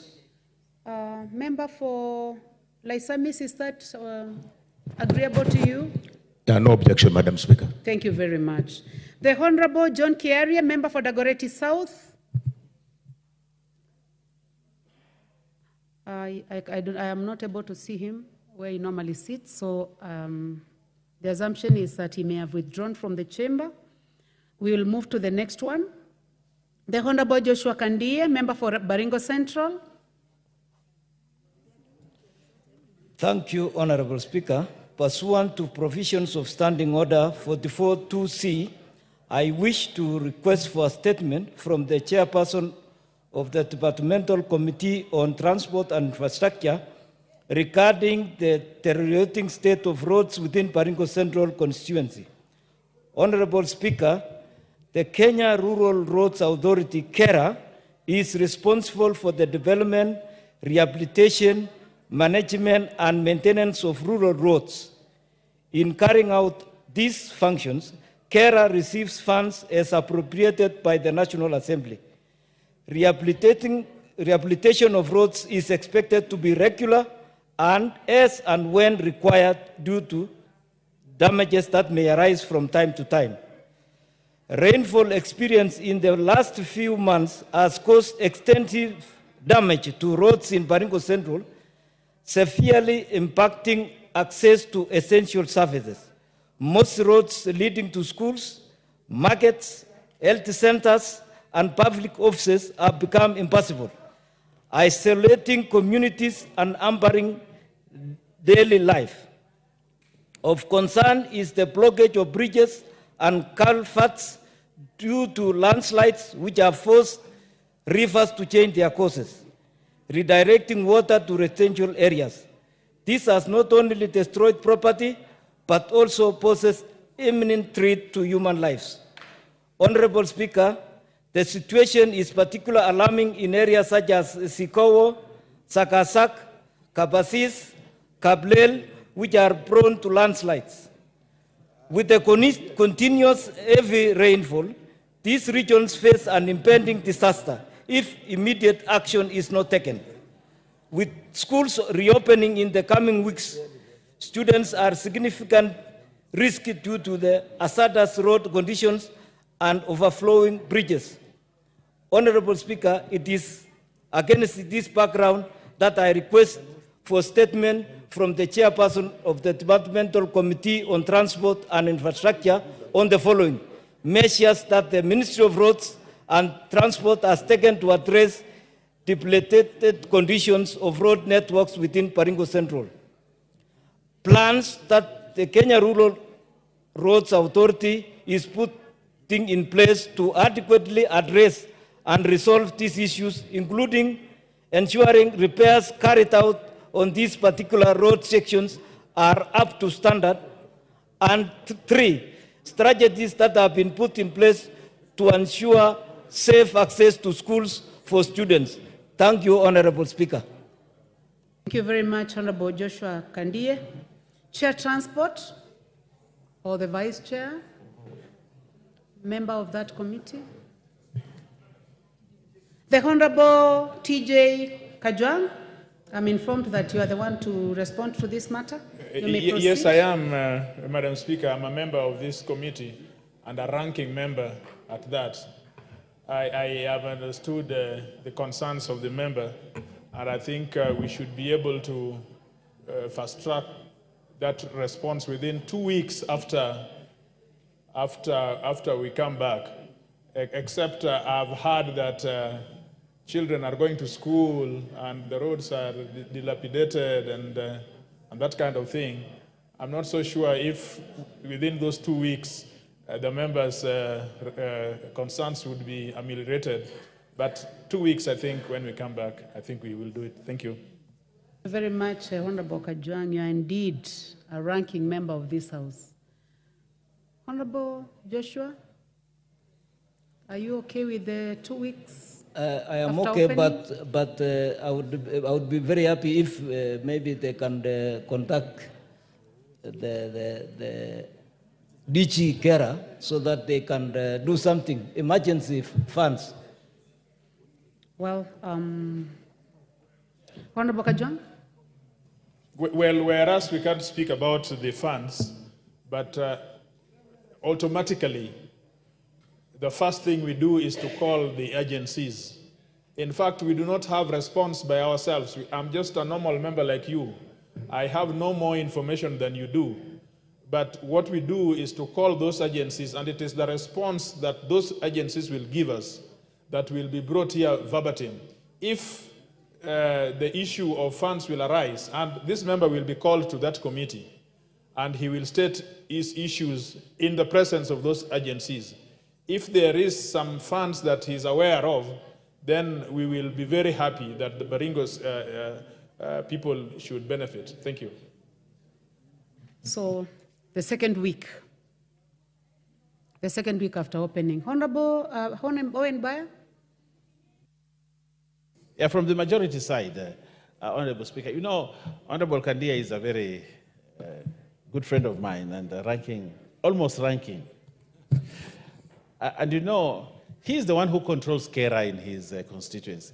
If a road is dilapidated, he just needs to call the regional manager and they can fix it without having to wait for recess to end, then 2 weeks, and yet children are going to school the next day. This is something that he can do within the domestic framework to ensure that that road is made passable for the children, instead of waiting for 2 weeks until TJ comes with a response here, and then another 3 weeks, then another 4. This is something that he can fix. So I want to ask you, and if you ask me, I can even call for you, the regional manager in your area, to fix the road for the children. Is it a point of order you would like to discuss? What is out of order, Honorable Kajwang? You know, let us not allow this to go unanswered. If members were to take phone calls and call people out there, let it not go unanswered. And whether Kandie is on the other side or on this other side. He's just a legislator like all of us.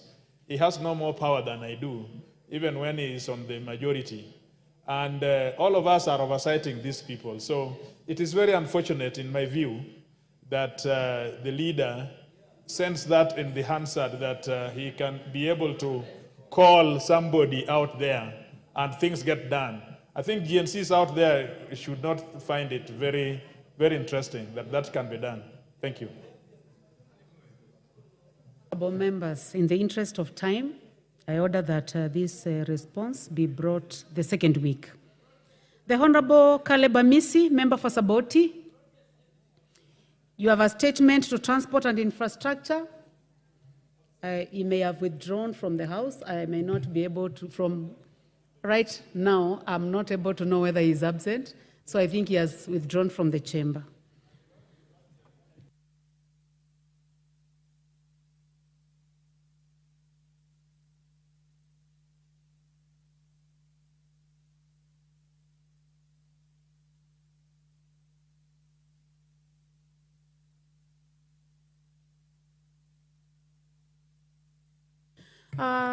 Honorable Justice Kemei, member for Sigowet Soin.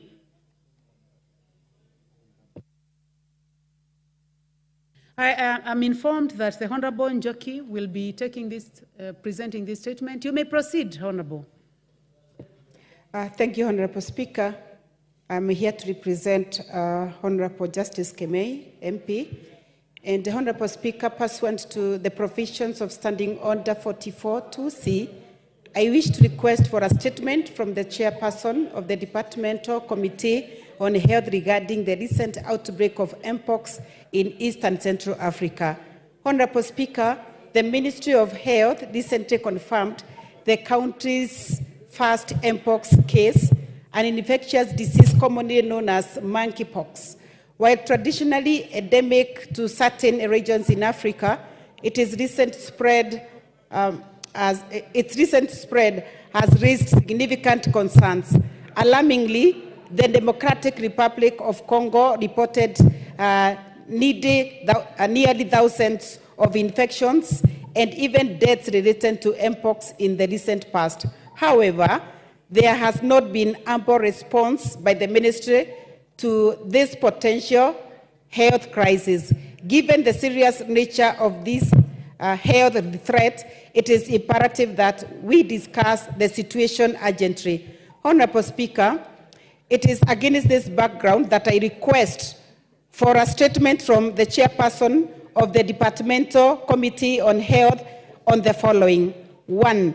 A report on the Mpox case detected in Kenya, including when it was identified and how many more cases have since been detected. Number 2, the specific measures being implemented since detection and plans to prevent the spread of Mpox. And 3, report on assessment of the nation's preparedness to handle a potential Mpox outbreak, including current state of our healthcare facilities, availability of medical supplies, including vaccines and healthcare workers. Thank you, Honorable Speaker.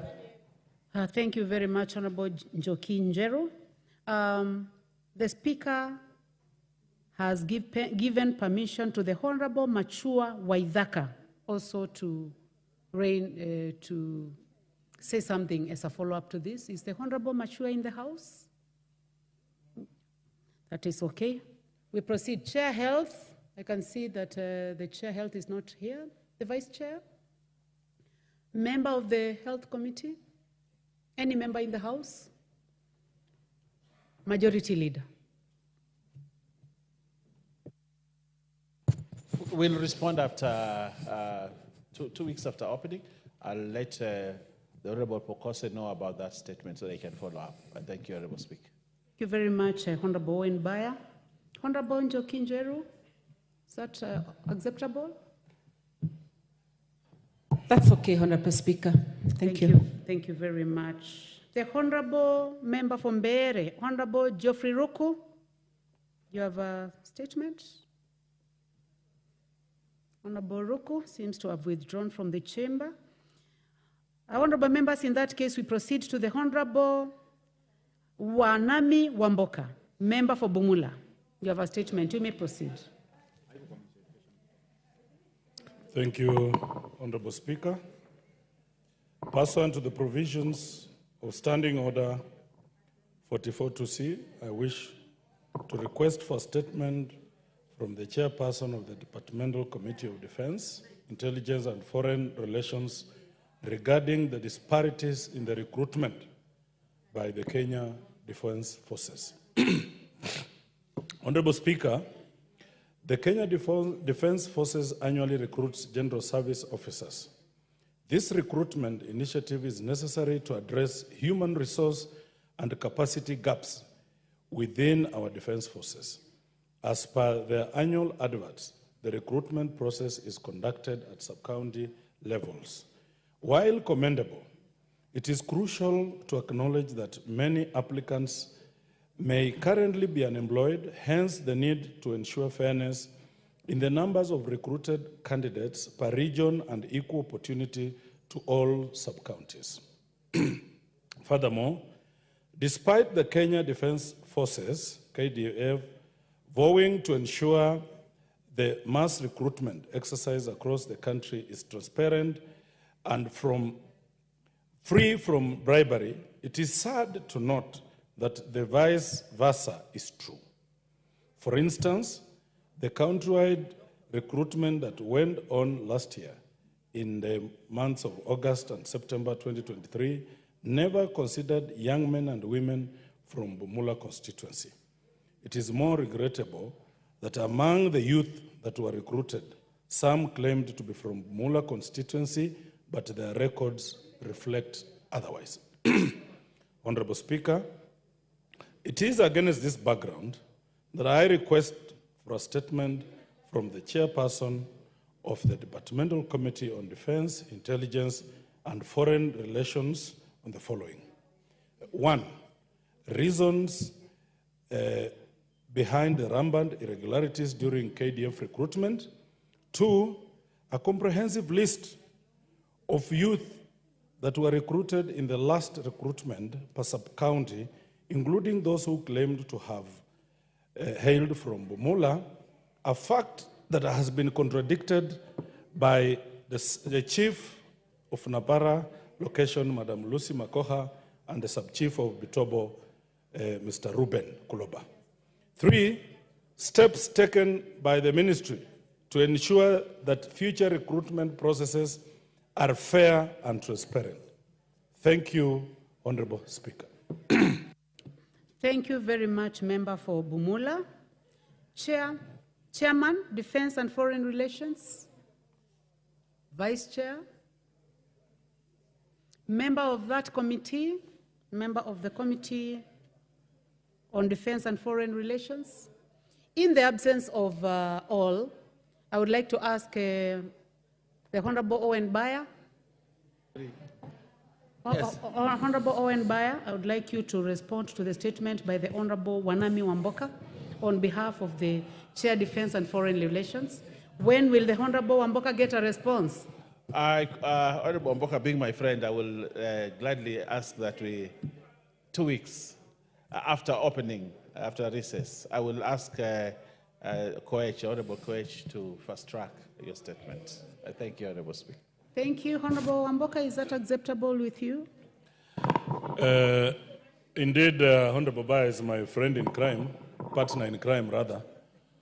We do so many things together. Madam Speaker, this thing affects very many members. I'm seated with Honorable Kibagendi here, and he actually confirms that those people who are recruited in his constituency mostly are not members of that constituency. So even my brother, so what I would want my good brother in crime to do, in Christ, yes, to do, have a comprehensive answer. Honorable. I agree with him, 2 weeks. Order, no, I agree about the 2 weeks, but let it be. Order, Honorable Wanami.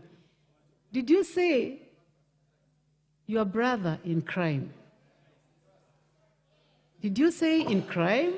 I said my brother in Christ In because Christ. we fellowship Okay. together in the same church. I thought so you had in said, the same spirit, I'll Honorable check, I'll Speaker. check whether you said, I'll ask the clerks to No. check whether you said brother in crime. In case I said if you crime, said that, it was a slip of the tongue. would you like to withdraw? I will withdraw. All right. Because he's my indeed brother in Christ.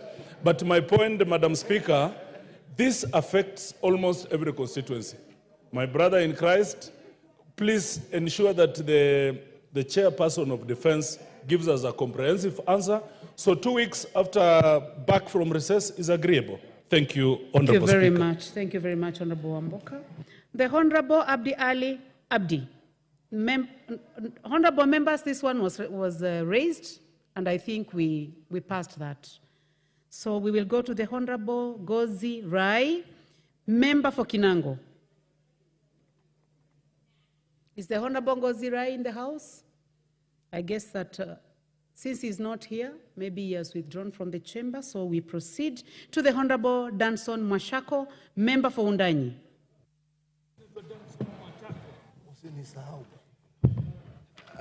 Thank you, Honorable Speaker. I raise myself and on behalf of my colleague, Honorable Amisi Chome, to request a statement regarding insecurity in Taita Taveta County.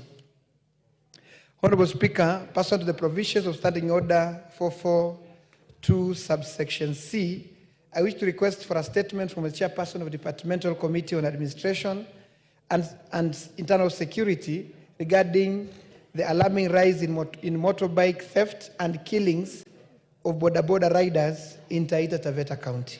Honorable Speaker, over the past 3 months, Taita Taveta County has faced a distressing surge in criminal activities targeting border operators. Tragically, Honorable Speaker, we have lost 5 border riders. We have 5 border riders have lost their lives in separate incidences across the county, brutally murdered by unknown assailants who subsequently steal their motorcycles. Additionally, Honorable Speaker, there has been other 15 reported cases of motorbike thefts, these ones without fatalities, still in the last 3 months. These heinous acts have not only resulted in the loss of lives, but have also severely disrupted the border sector, which is vital and that plays a crucial role in the county's economic growth and accessibility of services. Honorable Speaker, it is deeply concerning that despite the gravity of these crimes, there appears to be lack of decisive action from the security agencies, with no arrests made in connection of these incidences. Honorable Speaker, the border sector is fundamental to our local economy, contributes significantly to the rapid economic growth and improving access to critical services at manageable costs. The current insecurity has forced border riders to cease operations as early as 6 p.m., severely interrupting the transportation of the people, goods, and essential services. This not only impacts the livelihoods of these riders, but also hampers overall economic activities in the area. Honorable Speaker, it is against this backdrop that I request for a statement from the Chairperson of the Departmental Committee on Administration and Internal Security on the following. 1, a report on the status of investigations into all the 5 killings of the border riders and the theft of their motorcycles in Taita Taveta County over the past 3 months. 2, the specific measures being implemented to curb this alarming spate of killings and thefts targeting border operators in the county. 3, reasons for the apparent inadequacy of security agencies in the region, particularly in Voi and the county at large. Lastly, the immediate and long-term strategies that the government is putting in place to restore security and the confidence in the border sector, not only in Taita Taveta, but even in the country at large. Thank you, Honorable Speaker.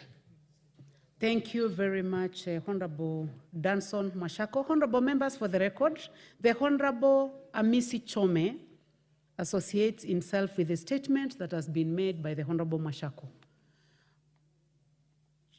Chair, Administration and Internal Security has withdrawn from the chamber, and the Vice Chair is not here. Do we have a member of that committee?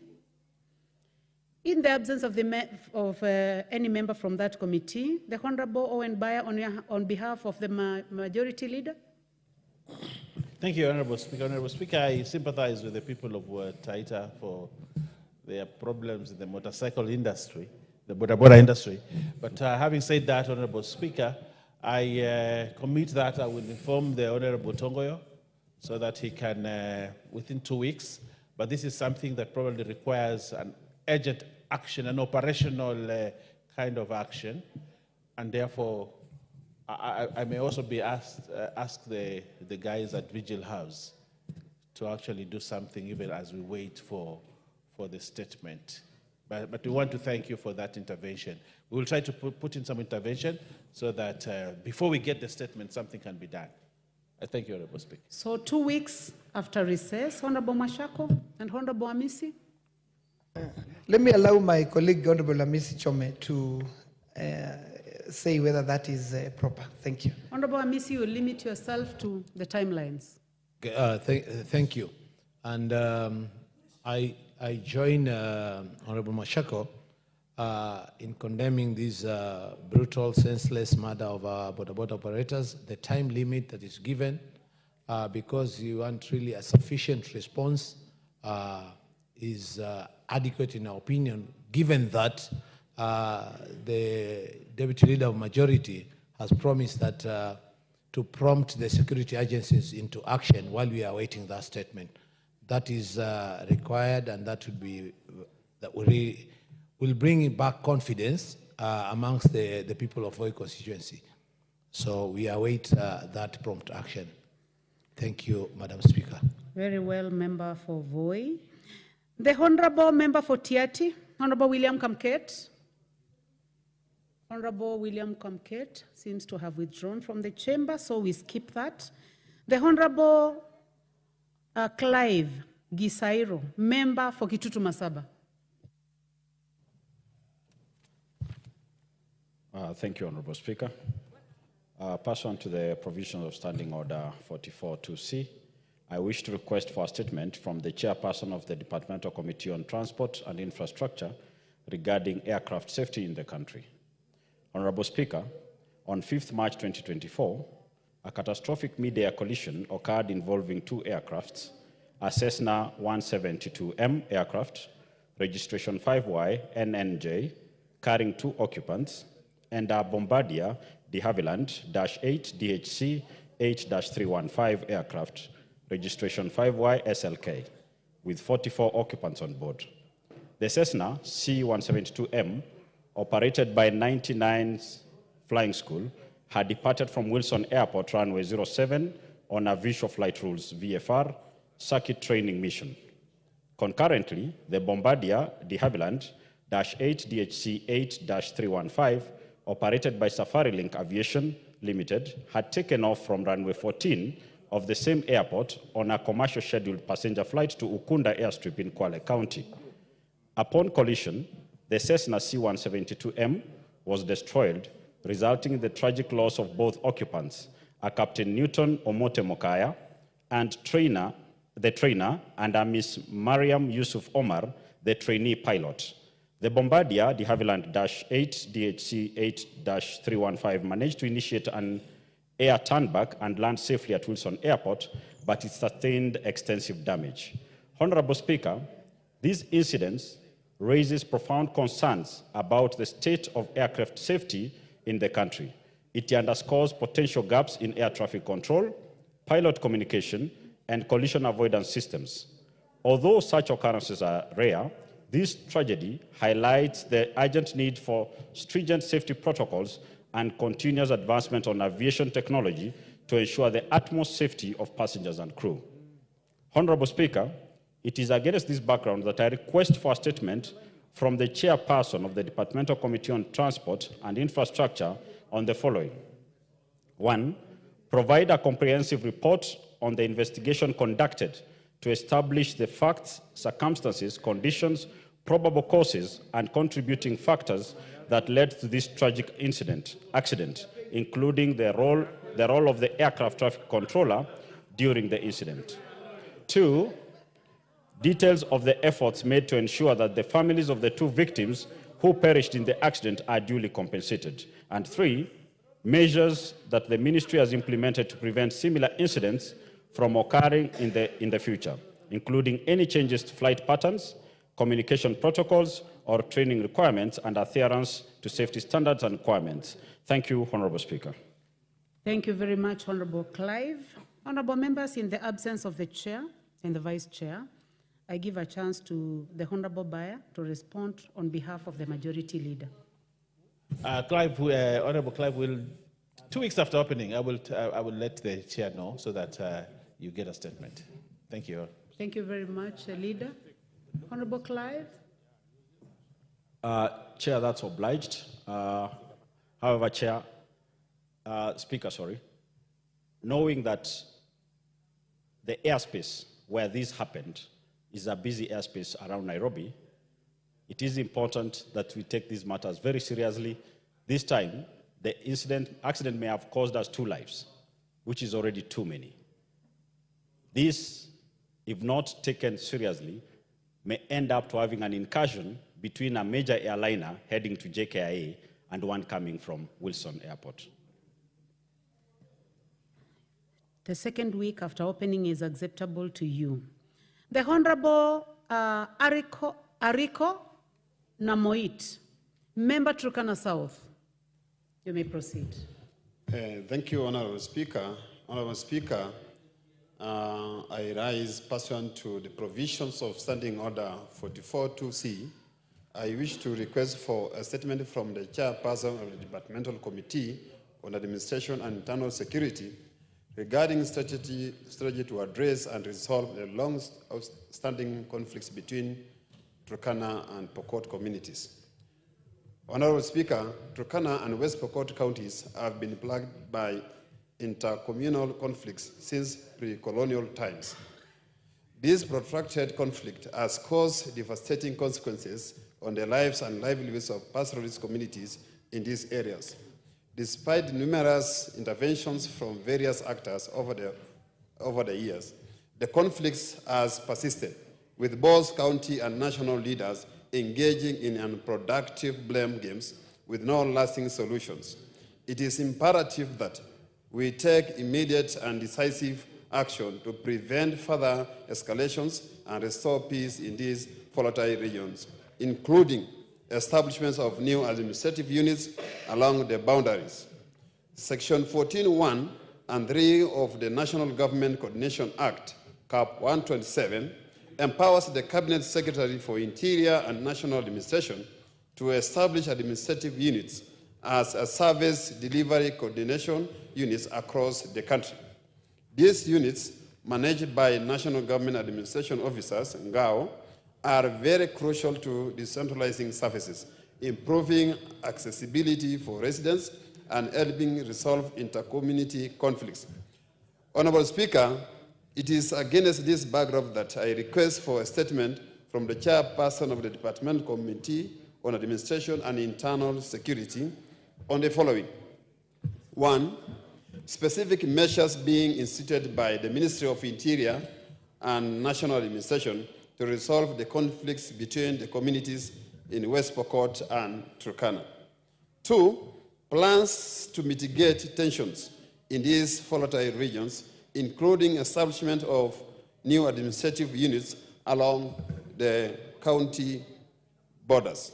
And finally, the timelines for operationalization of already established administrative units in Turkana County by the Cabinet Secretary. Thank you, Honorable Chair. Thank you very much, Honorable Ariko. The Chair, Administration and Internal Security has withdrawn from the chamber, and together with the Vice Chair, I would like to give this chance to the Honorable Owen Bayer to speak on behalf of the Majority Leader. Thank you very much, Honorable Ariko. I will speak to the Chair, Mr. Tongoyo, on the same, so that we'll get response within the timelines of 2 weeks. I thank you, Honorable Speaker. Honorable Ariko. Honorable Speaker, as I agree with Honorable Mbaya, it is so unfortunate that we've asked a number of questions in this House, but unfortunately, no response has been provided. The Committee on Administration had gone round these volatile areas, but up to now, no findings have been brought to this House. In addition to that, Honorable Speaker, the committee again, I had requested for another statement on abduction of my manager, the constituency manager. Up to date, no response has been given to that particular statement. Thank you.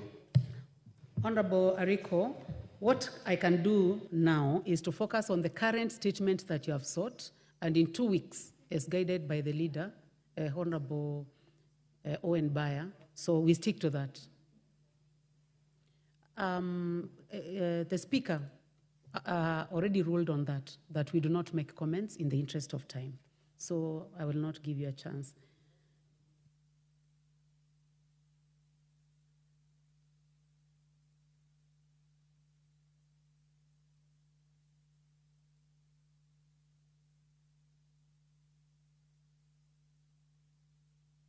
Okay, I'll go now to the statement by the Honorable George Mukunji, MP Manyata, and also Chairperson KYPA. Honorable Speaker is Gitonga Mukunji. John, not George.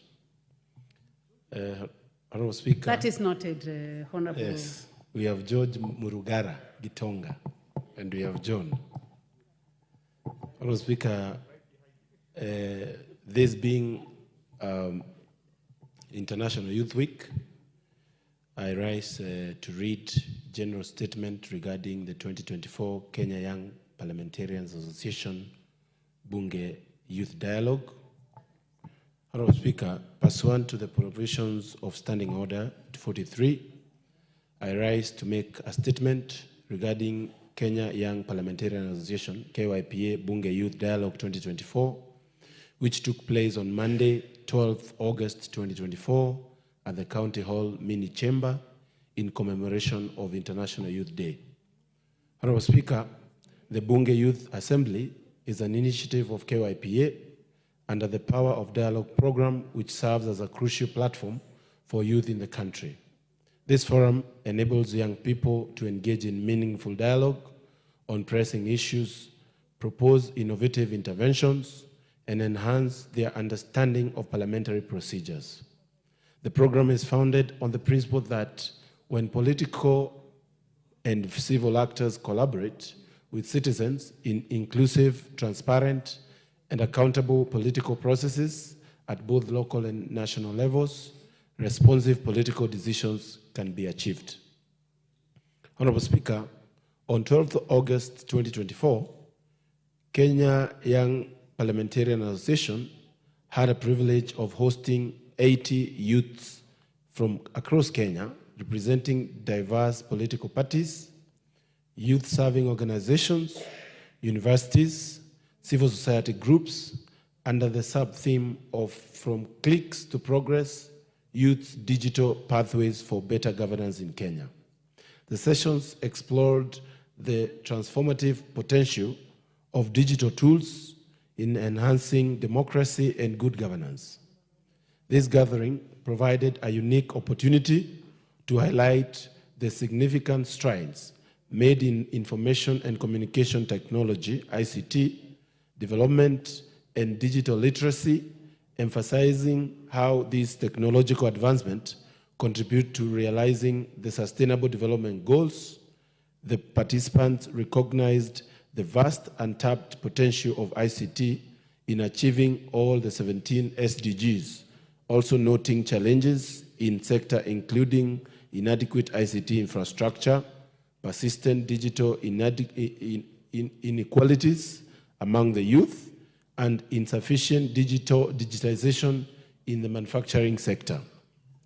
Honorable Speaker, it was truly inspiring to witness the passion and dedication of the youth as they engaged in insightful debates.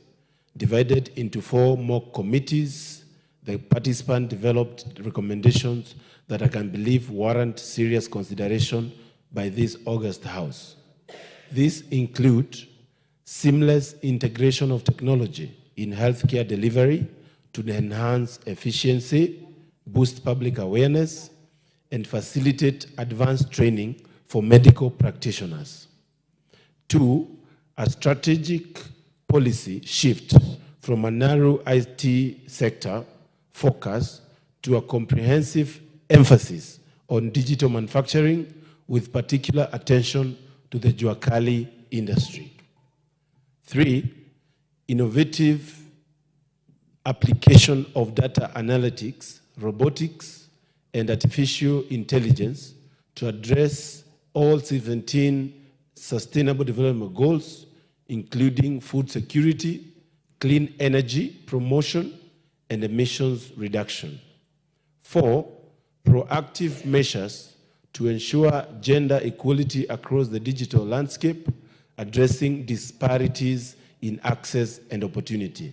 And last, provision of essential digital resources such as laptops, free Wi-Fi access to learners, thereby facilitating e-learning and mitigating digital inadequacy. Honorable Speaker, KYP remains steadfast in its commitment to empowering our youths and amplifying their voices in the national discourse. I would like to extend my heartfelt gratitude to all participants, our esteemed partners, Mzalendo Trust, and the dedicated parliamentary staff who contributed to the success of this event. As we move forward, we anticipate continued collaboration to harness the immense potential of our youth for the betterment of our nation. Their insights and innovation are not just for the future of Kenya, but the driving force of our present. I thank you, Honorable Speaker. Signed, Gitonga Mukunji, Chairperson, Kenya Young Members of Parliament Association. Thank you very much. Thank you very much, Honorable John Mukunji, and congratulations for the good work that you are doing with the young people and preparing them for the future leadership of this country. Thank you very much, honorable members.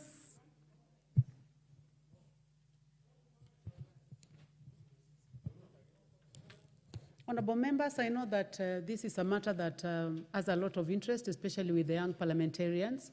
However, because of the business that we have, and bearing in mind that we are going on recess today, I will give a chance to only one person, and that is the nominated member. You have 2 minutes. Thank you very much, Honorable Chair. And Honorable Chair, I just want to join our chairperson in commemorating this particular very important period for the young people of the world. But in particular, just to mention and come back home, because the young people of our country, yes, some of us are millennials, but we do acknowledge that the Gen Z of this country have had a global influence on the other young people in the rest of the world, in the sense that they've been very aware of the issues that affect their country. They have had a conversation that has really stirred even us leaders to think in the right direction. And I just want to encourage these young people that leadership, and when you're told as a young person you're the leader of tomorrow, we are the leaders of now. And therefore, it is very important for the young people of this country to take ownership in terms of leadership, but also to just encourage them that when you're a young person, you don't have to wait to be employed. You can actually be a CEO of your own organization. And right now in this world, we are in a space where people are making a lot of money through the social media channels. People are making a lot of money through creative content creation. And one of the challenges that I just want to share with the young people of this country is in the field of what is called artificial intelligence. Because in the AI space, we have young people globally who are making a lot of money by selling applications that even us in Kenya consume. For example, there's one application that we call the ChatGPT. that makes a lot of money even from our own country. But that money goes to another young person from a different country. And so for me, this is an encouragement for our young people that we can also be innovators in this space, come up with our own applications, make money out of this, and rely on ourselves. So let us not just wait to be given employment, but also let us remember that we live in a country that is extremely rich in terms of human resource, and that we can take internal advantage of the resources that we have upon ourselves, and also just to keep encouraging them to keep getting involved in the issues that affect the day-to-day lives of all Kenyans. So to all the young people of this country, this is an accolade to you. I salute you, and I assure you, as young parliamentarians from the Kenya Young Parliamentarian Association, we are here for you, we are here to support you, and we'll always be your voices in the House. So I thank you, and I thank our chair for the good job that he's doing. Thank you. Thank you, Honorable.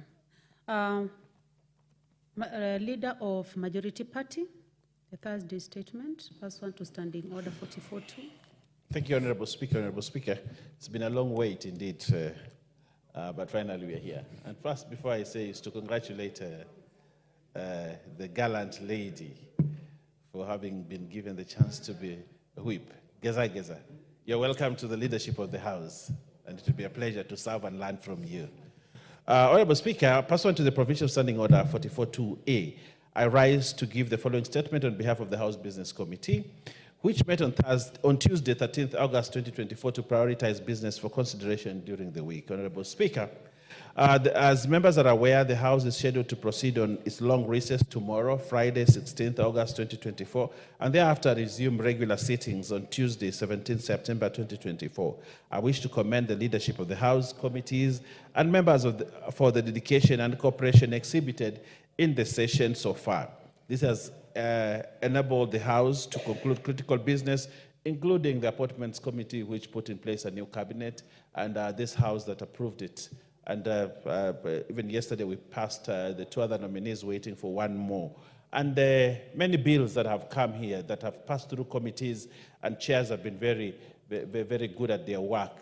And I want to thank every member for the dedication that this House has passed critical business in this House during this session. So, Honorable Speaker, I want to say thank you to everybody. Honorable Speaker, with regards to the business for Tuesday, which is today, 17th September 2024, when we, the coming Tuesday, when we open, the first Tuesday when we open, Honorable Speaker, when we resume our sittings, the House is expected to consider the second reading of the coffee bill. We've been expecting that we could expect the coffee bill yesterday, it didn't come.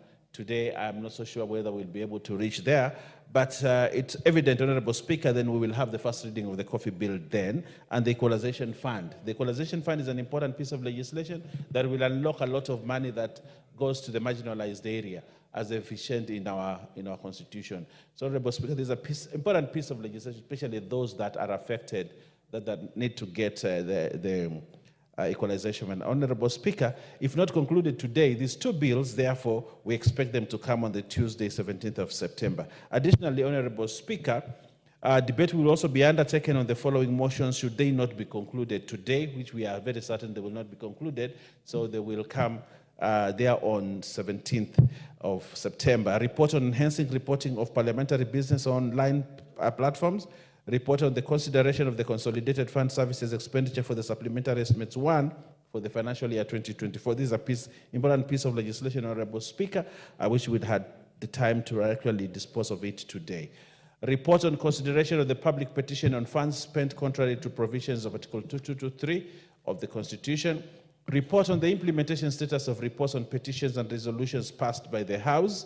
Report on the alleged unfair trade practices by foreign investors in Kenya.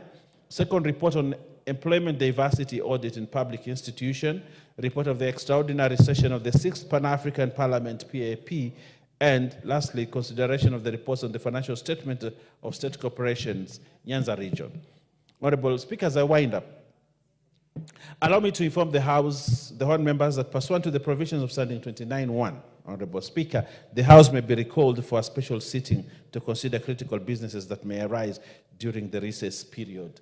Honorable Speaker. So I want to put members on the alert that as we go on the recess, be on the alert that it is possible that we may have a special sitting that members may be recalled for important critical business that we must transact. So as you plan your schedule, remember that this is a possibility. Honorable Speaker, again, as in addition, I wish also to remind the House of the resolutions passed on the 14th of February 2024, which allows the Speaker to refer any business determined to be of priority to the relevant committees for consideration. In this regard, any messages or papers received during the recess shall be referred to the relevant committees based on priority, nature of the business. For now, Honorable Speaker, allow me to wish all members a restful recess period as you engage with your families, take your time, spend time with families, with the constituency.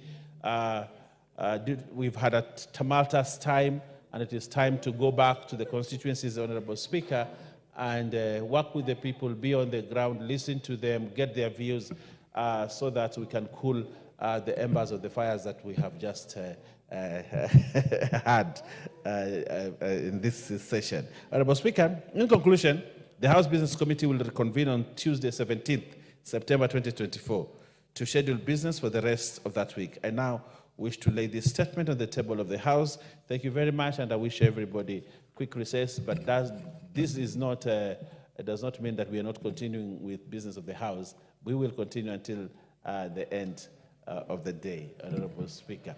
And I think we have enough quorum to transact business. I thank you, Honorable Speaker. Thank you very much, Deputy Majority Leader. Next order.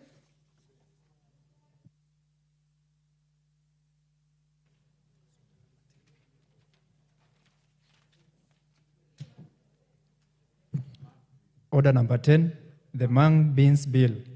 Second reading. Order number 10, the Mung Beans Bill, Senate Bill number 13 of 2022. Second reading.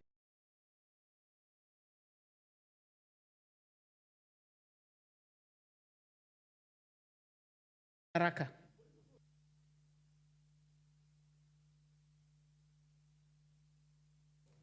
Thank you. The Honorable Thank you very Mungara much. first. Yes, thank you very much. Before the points of order is taken, Madam Speaker, thank you very much for giving this opportunity to debate on this particular bill, which is before the House, and which bill we started debating yesterday, a Senate bill. The bill originated from the Senate, and it is very vitally important to note that this morning we woke to very sensational reporting by one media house on the Mung Beans Bill, popularly known as the Dengo Bill, and in American English, it's actually the Green Grams Bill.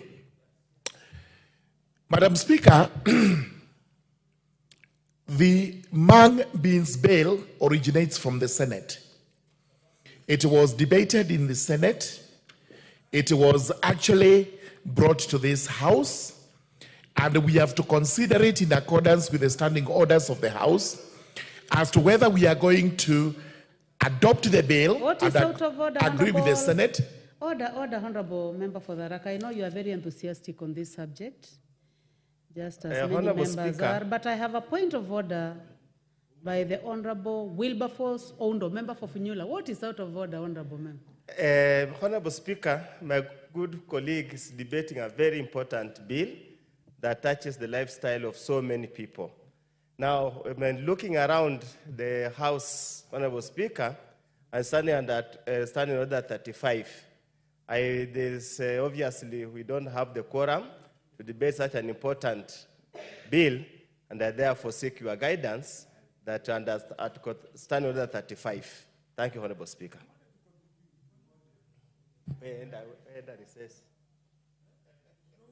Once he says that the House, there is no quorum, the only thing that I can do is to order that the bell be rung for 10 minutes.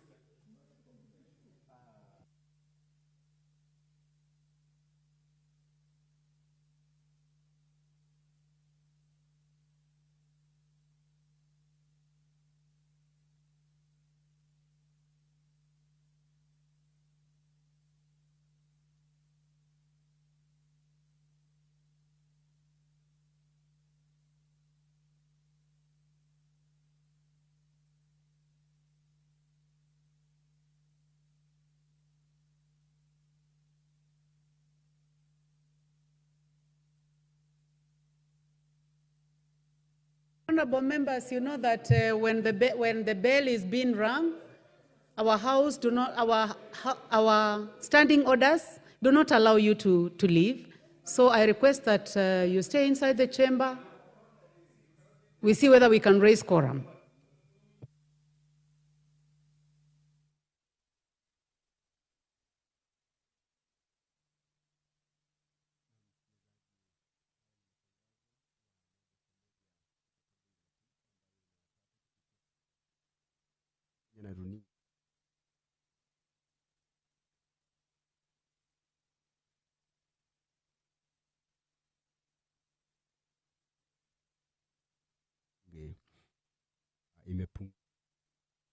Yani wabunge wanahitajika kuwa 50 katika ukumbi wa bunge la taifa kati ya wabunge wote 349, na hivyo basi kengele inaendelea kukirizwa ili kuhamasisha wabunge wengine zaidi kuingia ukumbini na kujaza idadi inayohitajika ya wabunge hao 50. Kwa sasa bunge la taifa limekuwa likishughulikia hoja kadhaa ambazo zimeorodheshwa kwenye ratiba ya bunge la taifa leo alasiri. Na hoja ya kwanza kwenye ratiba ya bunge la taifa leo alasiri ni hoja ya kuidhinisha ripoti ya kamati ya uhasibu wa akaunti za pesa za umma kuhusu kutafuta huduma za nje za ukaguzi wa afisi ya mkaguzi mkuu wa hesabu za serikali kwa miaka ya kifedha 2022-2023, 2023-2024 na 2024-2025, na kuambatana na kifungu cha 226 sehemu ya 4 cha katiba na sehemu ya 43 ya sheria ya ukaguzi wa hesabu za umma kuteua kampuni ya PKF Kenya LLP kutoa huduma za nje za ukaguzi kwa afisi ya mkaguzi mkuu wa hesabu za serikali kuhusiana na shughuli za uhasibu za afisi ya mkaguzi mkuu wa hesabu za serikali kwa kipindi cha mwaka 2022-2023, 2023-2024 na 2024-2025. Taarifa za kifedha za mpango wa mikopo ya nyumba na magari ya wafanyakazi wa afisi ya mkaguzi mkuu wa hesabu za serikali kwa miaka ya kifedha ya 2022, 2023, 2024 na 2025. Kisha mswada nambari 35 wa mwaka 2024 wa marekebisho ya pili ya sheria ya mapato hapa nchini unatarajiwa kusomwa kwa mara ya kwanza. Aidha, wabunge watashughulikia mswada nambari 13 wa mwaka 2022 kutoka bunge la Senate kuhusu zao la ndengu. Ni mswada unaodhaminiwa kwa pamoja na Mheshimiwa Paul Nzengu. Kisha wabunge watashughulikia hoja ya kuidhinisha ripoti ya kamati ya upeperushaji wa matangazo ya shughuli za bunge na maktaba kuhusu suala la kuimarisha upeperushaji wa matangazo ya shughuli za bunge kwenye mifumo ya dijitali. Kadhalika, wabunge wataendelea kujadili hoja ya kuidhinisha ripoti ya kamati ya madeni ya umma na ubinafsishaji iliyochunguza huduma za hazina ya pamoja ya makadirio ya ziada ya kwanza ya mwaka wa kifedha 2024-2025. Wabunge pia wanatarajiwa kuendelea kushughulikia mswada nambari 10 wa mwaka 2023 kuhusu sekta ya kahawa. Mswada huu uliwasilishwa kwa pamoja na kiongozi wa wengi katika bunge la taifa. Wabunge pia wanatarajiwa kuendelea kushughulikia hoja ya kuidhinisha ripoti ya kamati ya rufani za umma iliyochunguza rufani ya umma nambari 4 wa mwaka 2022 kuhusu pesa zilizotumiwa na serikali ya kitaifa kinyume cha kifungu cha 223 cha katiba. Kadhalika, bunge la kitaifa litashughulikia hoja ya kuidhinisha ripoti ya kamati ya utekelezaji iliyochunguza ripoti ya kwanza kuhusu hali ya ripoti za rufaa na maazimio yaliyopitishwa na bunge. Wabunge kadhalika wataendelea kujadili hoja ya kuidhinisha ripoti ya kamati ya biashara, viwanda na vyama vya ushirika iliyochunguza madai ya wawekezaji wa kigeni hapa nchini kufanya biashara kwa njia ya unyanyasaji. Vilevile, wabunge wanatarajiwa kushughulikia hoja ya kuidhinisha ripoti ya kamati ya uwiano wa kitaifa na fursa sawa kuhusu ukaguzi wa kubainisha iwapo nafasi za ajira zimetolewa kwa wote bila ubaguzi katika taasisi zote za umma. Aidha, wabunge wataendelea kushughulikia hoja ya kuzingatia ripoti ya ujumbe wa Kenya katika kikao kisicho cha kawaida cha bunge la 6 la bara Afrika kilichoandaliwa mjini Midrand, Afrika Kusini kuanzia tarehe 20 hadi 27 mwezi Machi mwaka huu. Wabunge watashughulikia mswada nambari 14 wa mwaka 2023 kutoka bunge la Senate kuhusu usimamizi wa hazina ya usawazishaji ambao unatarajiwa kusomwa kwa mara ya pili. Na msikilizaji, matangazo haya moja kwa moja yanakujia kupitia KBC Radio Taifa Sauti ya Mkenya na runinga ya KBC Channel 1, lakini kwa sasa hamna shughuli inayoendelea katika ukumbi wa bunge la taifa baada ya kukosekana kwa idadi ya kutosha wabunge ili kuweza kutekeleza majukumu yake kuambatana na katiba ya taifa letu la Kenya na pia kuambatana na kanuni za bunge la taifa. Ni saa 11:15 saa zetu za kanda ya Afrika Mashariki. Na iwapo basi umefungulia redio yako kwa mara ya kwanza, unapata matangazo ya moja kwa moja kutoka KBC Radio Taifa na runinga ya KBC Channel 1 kwa ushirikiano na kitengo cha matangazo ya bunge, yani PBU. Jina langu ni Tilio Ismail Marco, na kwa sasa kengele inaendelea kukirizwa ili kuwawezesha wabunge zaidi kuingia ukumbini na kujaza idadi inayohitajika ya wabunge 50 kati ya wabunge wote 349 ili bunge la kitaifa liweze kutekeleza majukumu yake ambayo ni pamoja na utunzi wa sheria, uwakilishi wa maeneo bunge mbalimbali na pia utathmini wa utendakazi wa serikali. Unaendelea kusikiliza KBC Radio Taifa na kutazama runinga ya KBC Channel 1, na wabunge wanaendelea kuhamasishwa kurejea kwenye ukumbi. Na muona kwa sasa mbunge wa Seme Dr. James Nyikal ameingia ukumbini, na msikilizaji, kengele inaendelea kukirizwa ili kuwawezesha wabunge zaidi kuingia ukumbini na kujaza idadi ya wabunge 50 kati ya wabunge wote 349 ili bunge la taifa liweze kutekeleza majukumu yake kuambatana na katiba na kuambatana na kanuni za bunge.